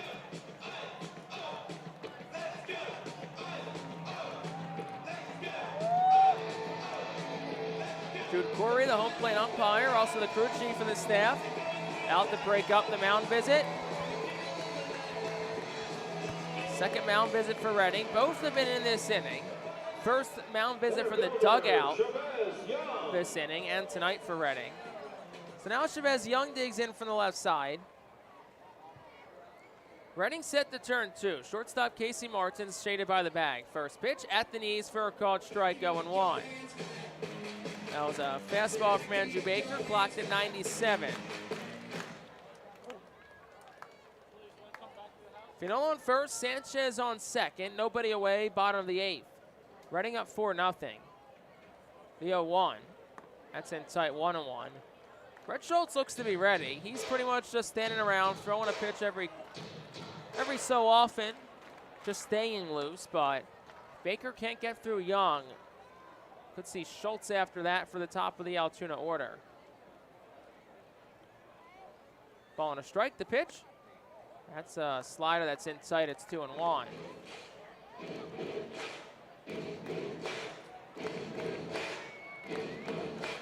Chavez Young has hit tonight, one of just 3 for Altoona, all singles. 2 balls and a strike. Baker deals. Outside corner, it's 2-2. Also, Lolo Sanchez at second base, the first Altoona runner to make it to second base tonight. Took till the 8th inning for Altoona to get a runner in the scoring position. Counts 2 balls and 2 strikes to Chavez Young. Baker sets at the belt from the first base side. Here's the pitch. That one just misses up. Looked like it was at the top of the zone. But Jude Corey, who's had a very, very wide and generous strike zone all night, did not call that one a strike. So the count's full now. 3 balls, 2 strikes to Chavez Young. Baker righties again at the belt. The righty deals. And that's up ball 4. 3 straight walks for Andrew Baker. Here comes Al Padrique, and the righty Baker's night is over. Baker walks, the bases loaded, so Brett Schultz will come in to a bit of a messy situation, trying to keep Reading up 4-0. So Alvernia University Golden Wolves call to the bullpen. Step into your future with the Alvernia University Golden Wolves. Back after this on the Phillies Radio Network. White Star Tours and Travel Centers offers the Phillies fan road trip again this season. It's your chance to hit the road with other Phillies fans, see an Phillies road game, meet with an Phillies player, and also see an Iron Pigs and Phillies road game. The White Star Phillies road trip visits Altoona, Toledo, and Cleveland from Thursday, July 20th until Sunday, July 23rd.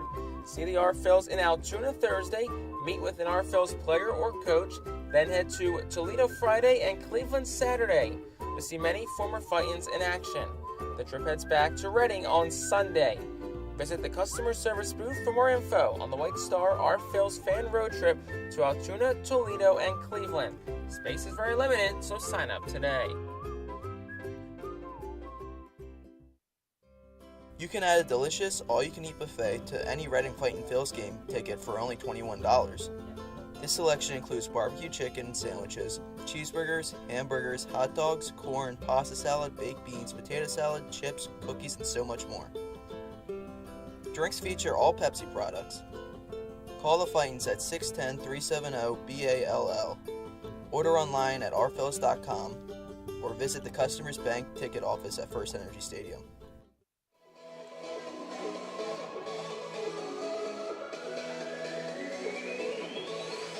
Alvernia University presents this call to the bullpen. Step into your future with the Alvernia University Golden Wolves. Brett Schultz in for the Reading Fightin' Phillies, making his 30th appearance, team-leading 30th appearance.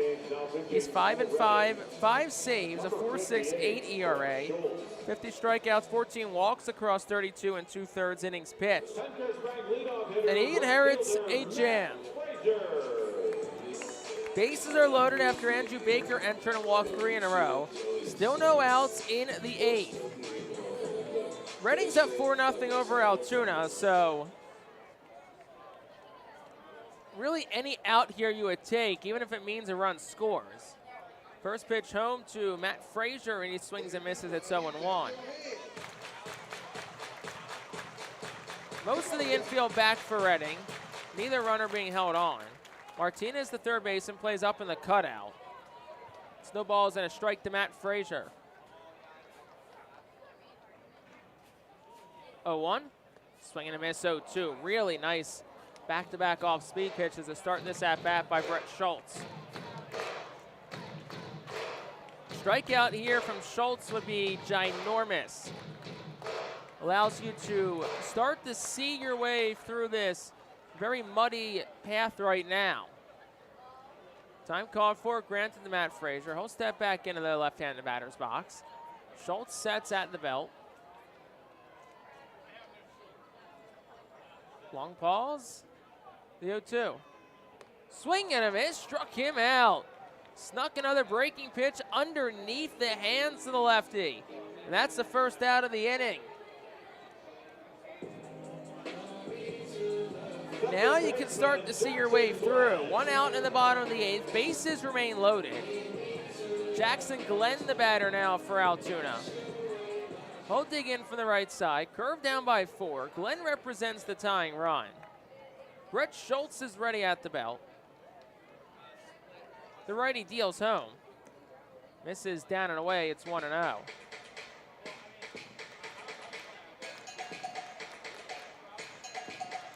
Lolo Sanchez on third, Claudio Finol on second.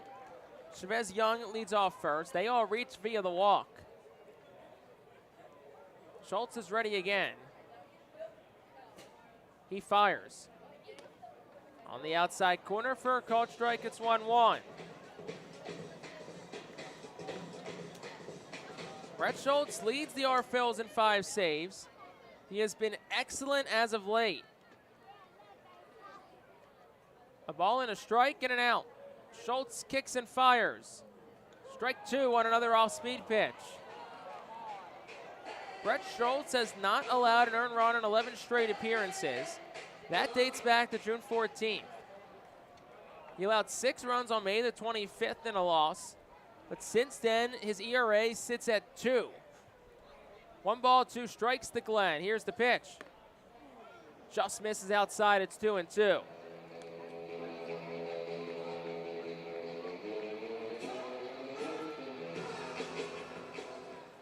All the runners get their leads. Infield back for the R-Phils. Middle's pinched to second, looking to turn 2. 2 balls, 2 strikes. Schultz ready at the belt. Here's the pitch. Swing and a miss. He struck him out. Back-to-back strikeouts for Andrew Schultz. And there's 2 outs in the inning. Allegheny College of Maryland 3 hitter, designated hitter Domingo Leyba. So now it'll be Domingo Leyba with 2 outs in the frame. An inning that started when Lolo Sanchez, Claudio Finol, and Chavez Young were all walked by Andrew Baker. Al Patrique went to his bullpen and brought in Brett Schultz. He struck out Frazier and Glenn, and now he gets Leyba with 2 outs in the 8th. The righty readies and deals. Swung on, slow roller, hit foul. First base side, it's 0-1.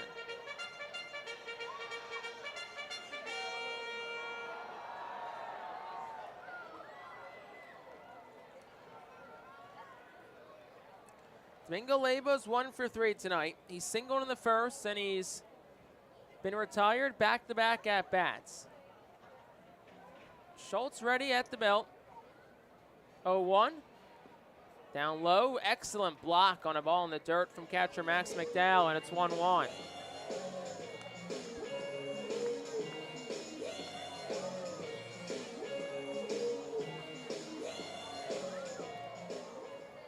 Brett Schultz looking for a great escape out of this inning. He entered with bases loaded. He's retired back-to-back. A ball and a strike to Domingo Leyba. Next pitch, misses outside. It's 2-1. Been very heavily leaning on the off-speed pitch.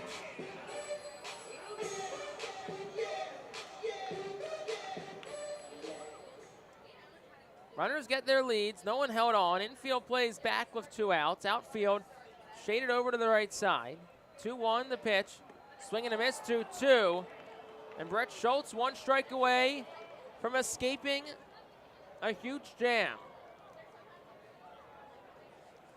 Leyba will step back in. 2 balls, 2 strikes, 2 outs. Bases are loaded. Reading leads 4-0. Leyba represents the tying run. Schultz is ready at the belt. Here's the 2-2. Lifted in the air. It'll slice out of play, foul to the left side. And the count stays even at 2 apiece.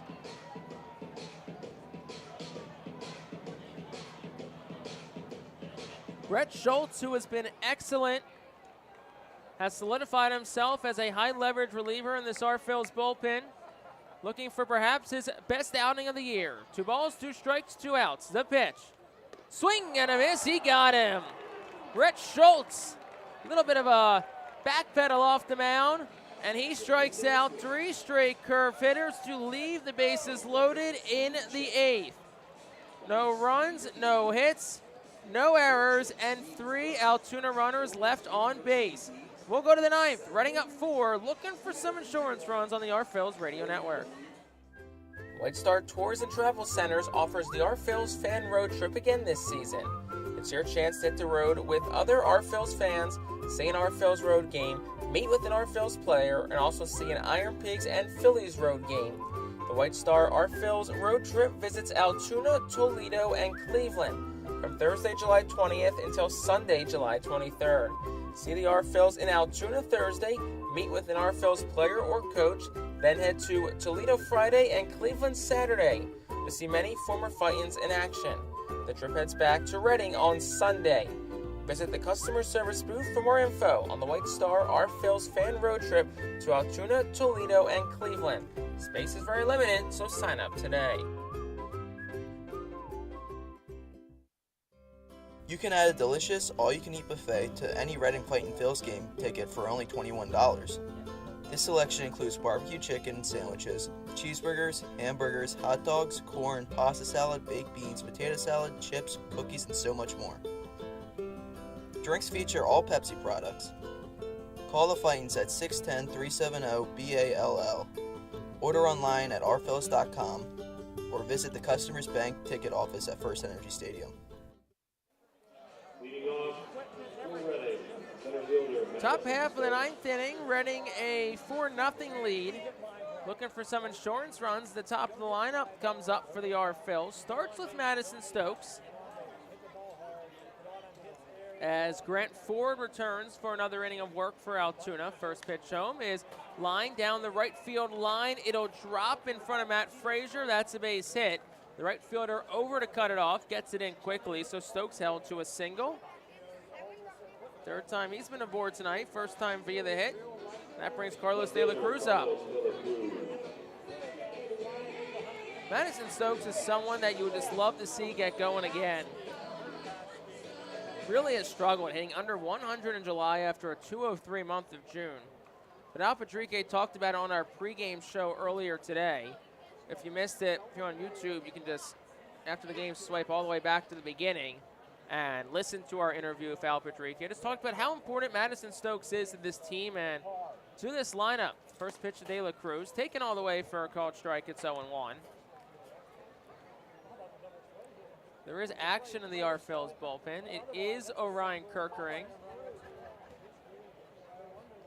up and throwing. De La Cruz grounds it towards short. Cheng to his right field, goes to second for one. Relay on the first in time. And it's the second 6-4-3 double play tonight, hit into by De La Cruz. Stokes cut off at second, 2 outs for Matthew Cruz. Designated hitter, Matthew. So it looks like Orion Kirkering will get the ninth after Brett Schultz had a terrific 8th inning. Not a save situation per se, but still a leverage spot. First pitch to Kroon's in tight, leans back. Matthew Kroon is 0 for 4 on the night.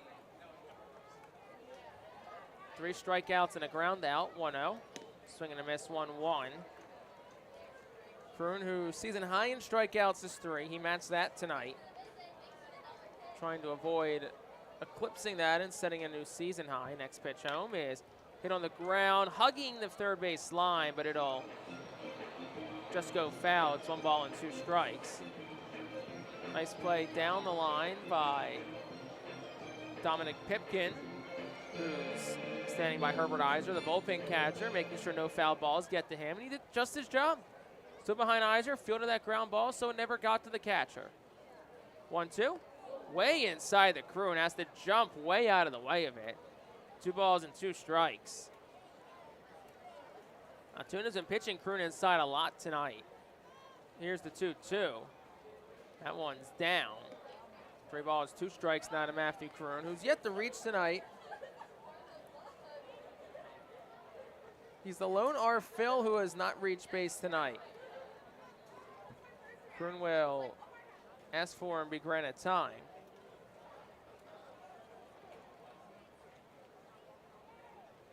Last time every R-Phil got on base was back on June 23rd at Portland. So it's been about 4 weeks. 3 balls, 2 strikes. Here's the pitch. Kroon will swing at what was probably ball 4, but still pretty close. It's been a wide zone tonight. And floated foul behind home plate. Count stays full.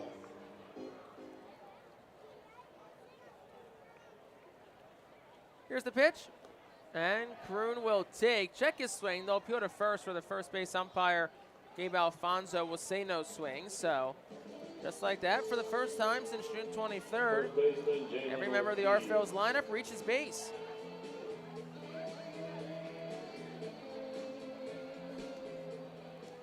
So Jalen Ortiz bats for the R-Phils. He's reached 3 times tonight. 2 have come via hit. Once was on a catcher's interference his last time up. First pitch home, Ortiz takes for a called strike. It's 0-1.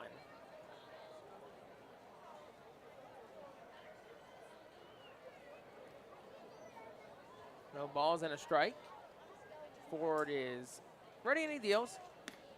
Outside corner, it's 0-2.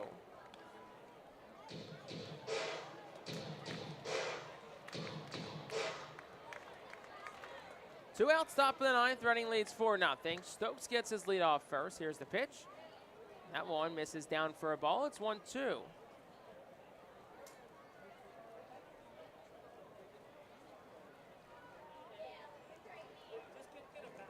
Ford ready at the belt.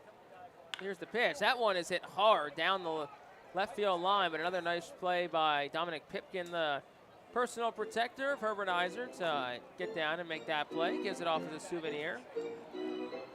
Dominic Pipkin and one of his good friends, Orion Kirkering, up and throwing. Two of them are like two peas in a pod.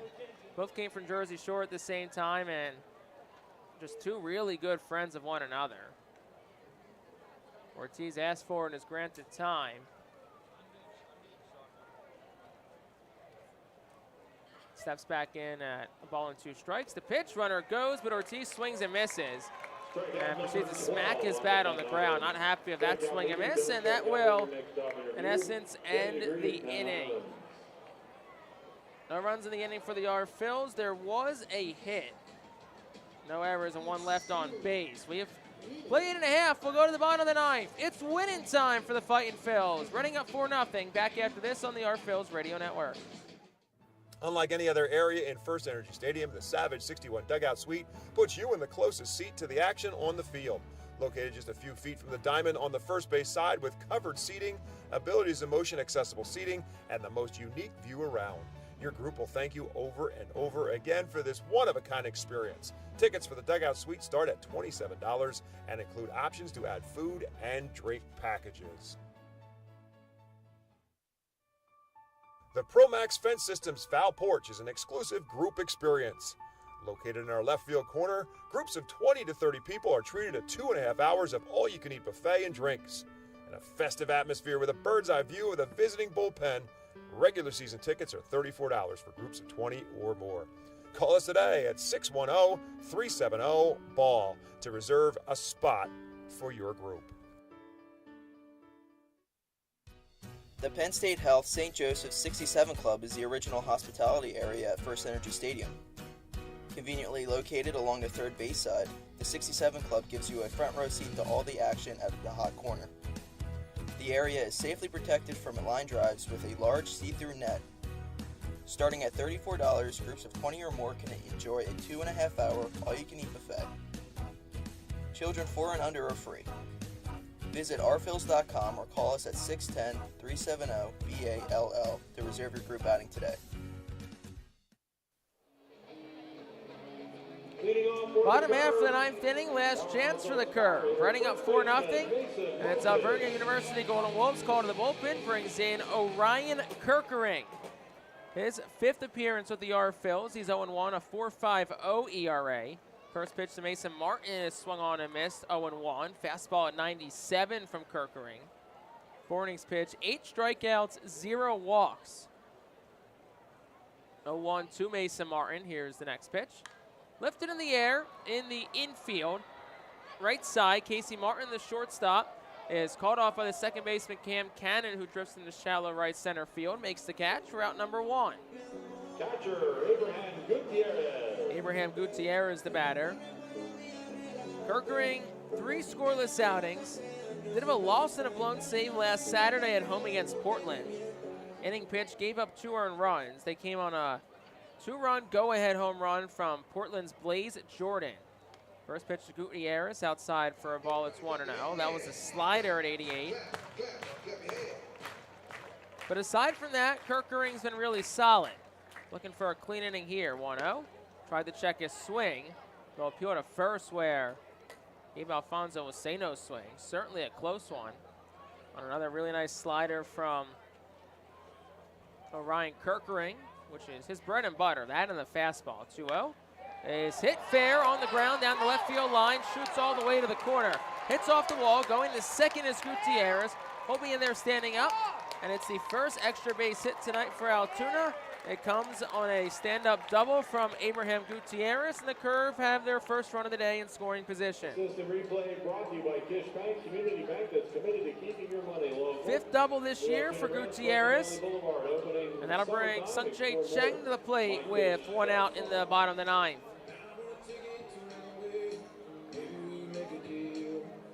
Reading leads 4-0. They're 2 outs shy of their 2nd shutout of the season. First one since the day before Memorial Day, May 28th at home against Harrisburg. Cheng steps in with 1 out. First pitch to him is a ground ball back towards the middle. Casey Martin, the shortstop, comes over the second base bag, makes the play, throws the first in time for out number 2. Abraham Gutierrez does go up to third, but there are 2 outs in the inning. Ball that Cam Cannon thought he had sized up, but Martin just came over the bag and made the play. So 2 outs, bottom of the 9, 4-0 Reading. And Lolo Sanchez, the last hope tonight for the Altoona Curve. Runner on third is Gutierrez. First pitch home. Outside corner of a slider, it's 0-1. Griff McGarry started, he went 7. Shutout frames, Baker entered, walked 3 in a row. Schultz replaced him and struck out 3 in a row. In the 8th, the 0-1, swung on, check swing towards first, and it gets by the reach of Jalen Ortiz in the right field for a base hit. Gutierrez scores, the shutout is over. It's an RBI single for Lolo Sanchez. It's 4-1, but of course, Reading still up by 3. They won't get the shutout tonight, but they're still very much in line for a win if they can get one more out. Claudio Fino steps up to the plate. The tying run is on deck in Chavez Young. First pitch over for a called strike. It's 0-1. So second time in 3 outings that Kirkering's allowed an earned runs. Second time in his 5 this year. 0-1. Check swing from Fino. They'll go to first, and Gabe Alfonso will say no swing. Reading looking to get back to 500 in the second half. They sit at 8-9 and are looking to even up this week's series at 2, the 1-1. Swung on, ground ball underneath the glove of Kirkering. Fielded by Cannon, thought about going to second for a moment, then he goes to first, and that will end the ball game. A 4-of-3 assist from Cam Cannon secures the win tonight for the Reading Fightin' Phils over the Altoona Curve on a spectacular pitching outing tonight. It started with Griff McGarry. The bullpen got the final 6 outs, and it is an all-around win for the Reading Fightin' Phils, 4-1. In that 9th inning, Altoona did have a run. They did it on 2 hits. There were no errors. Curve do leave 1 on base. And Reading a 4-1 victory tonight over the Altoona Curve. We'll step aside for a moment. Recap and final numbers after this here on the R-Phils Radio Network. The Altoona Group Deck is a great spot for all fans of a summer picnic and great tailgate atmosphere. During your picnic, you may even catch a souvenir, as the area is situated directly in home run territory, behind the left field wall.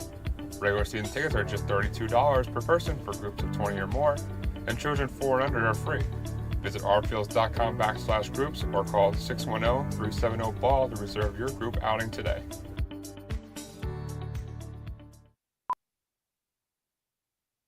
The Louisiana Swamplands.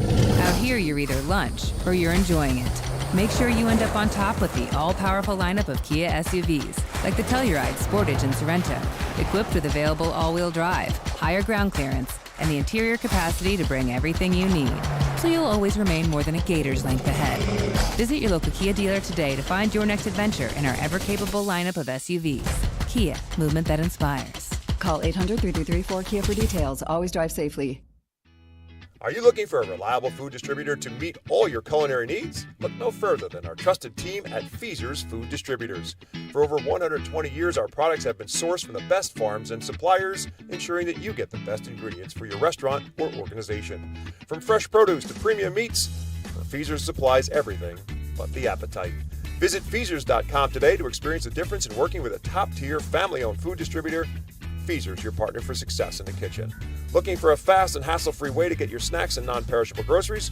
Look no further than FeasersDirect.com. With just a few clicks, discover the convenience of having your culinary essentials ready for a pickup at our headquarters in Harrisburg.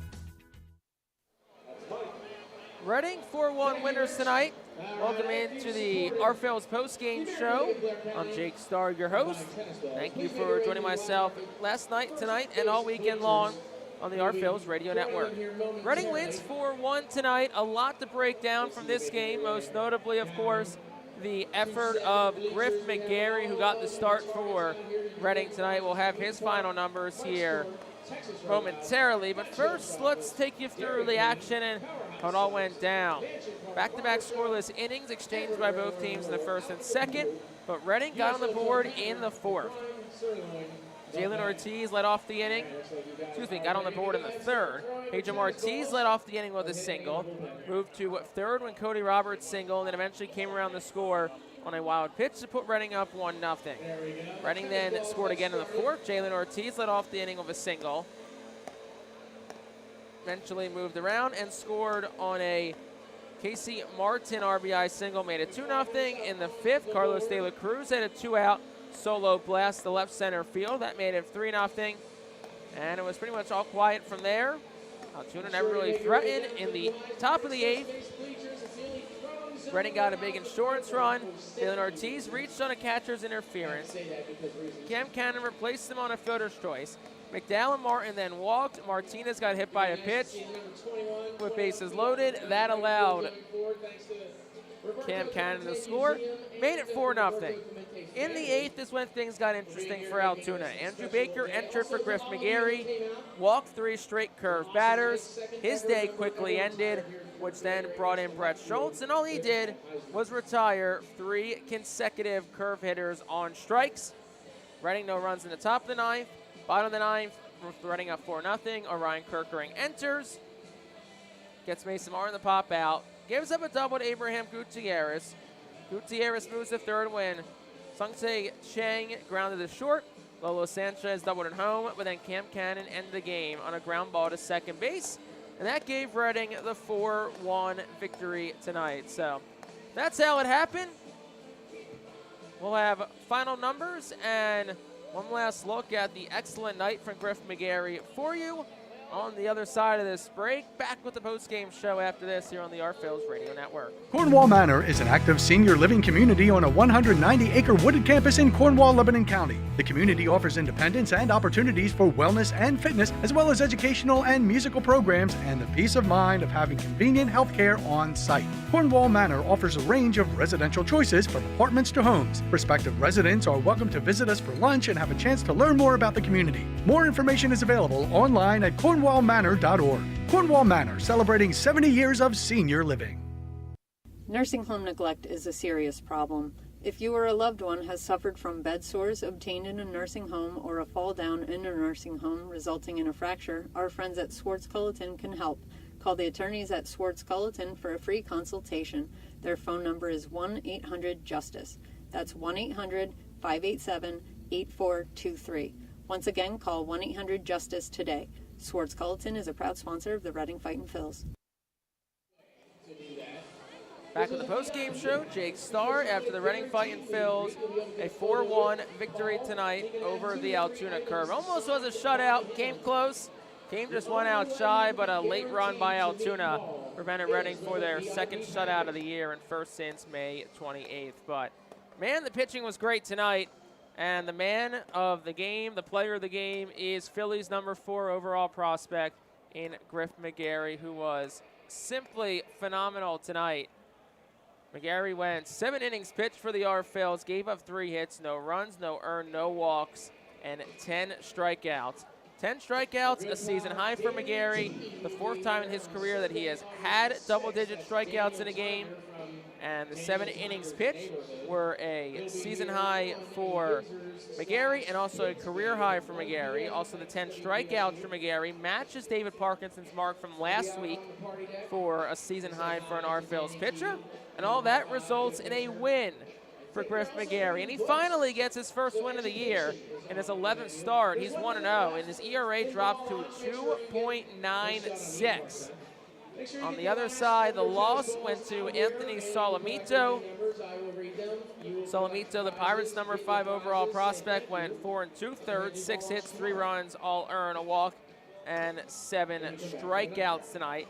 It was impressive, just a few timely hits by the Phils put them on the board and gave them the eventual win tonight. So McGarry the win, he's 1-0. Solomito the loss, 1-2.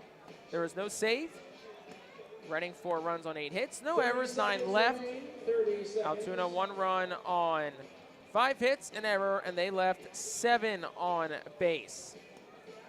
Time of the game, 2 hours and 38 minutes. Played in front of a crowd of 4,908. With the win, Reading's 9-9, back to 500 in the second half. 37-49 overall, and 9 wins away now from 1,000 in the manager's career. Al Pedrique, 991 across his career between the minors and majors. And Altoona is 41-43. They are 7-9 overall in the second half. And just a quick look at the out-of-town scoreboard. Hartford trails Somerset 6-1.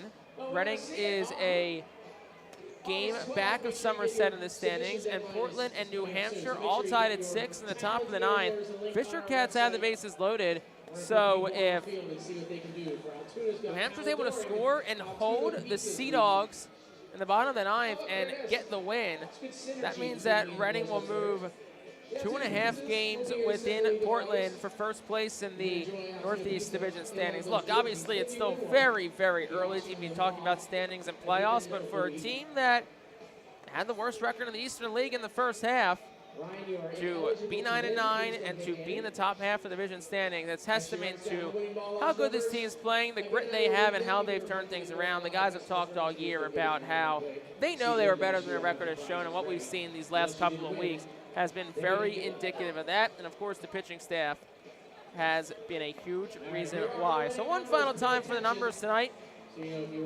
Reading 4 runs, 8 hits, no errors, 9 left. Altoona a run on 5 hits, an error, and 7 left. McGarry the win, he's 1-0. Salametto the loss, he's 1-2. Time of the game, 2 hours and 38 minutes in front of 4,908 fans. Well, that's game 4 of the series, all tied up at 2 games apiece.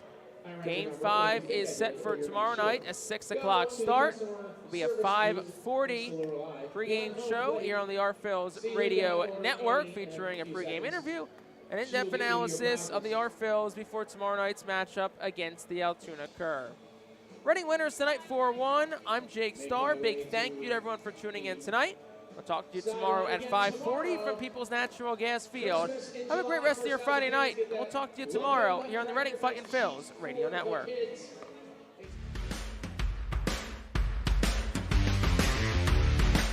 This has been a presentation of the R-Phillies Radio Network. We thank you for tuning in and can't wait to talk to you the next time the Fightins take the field.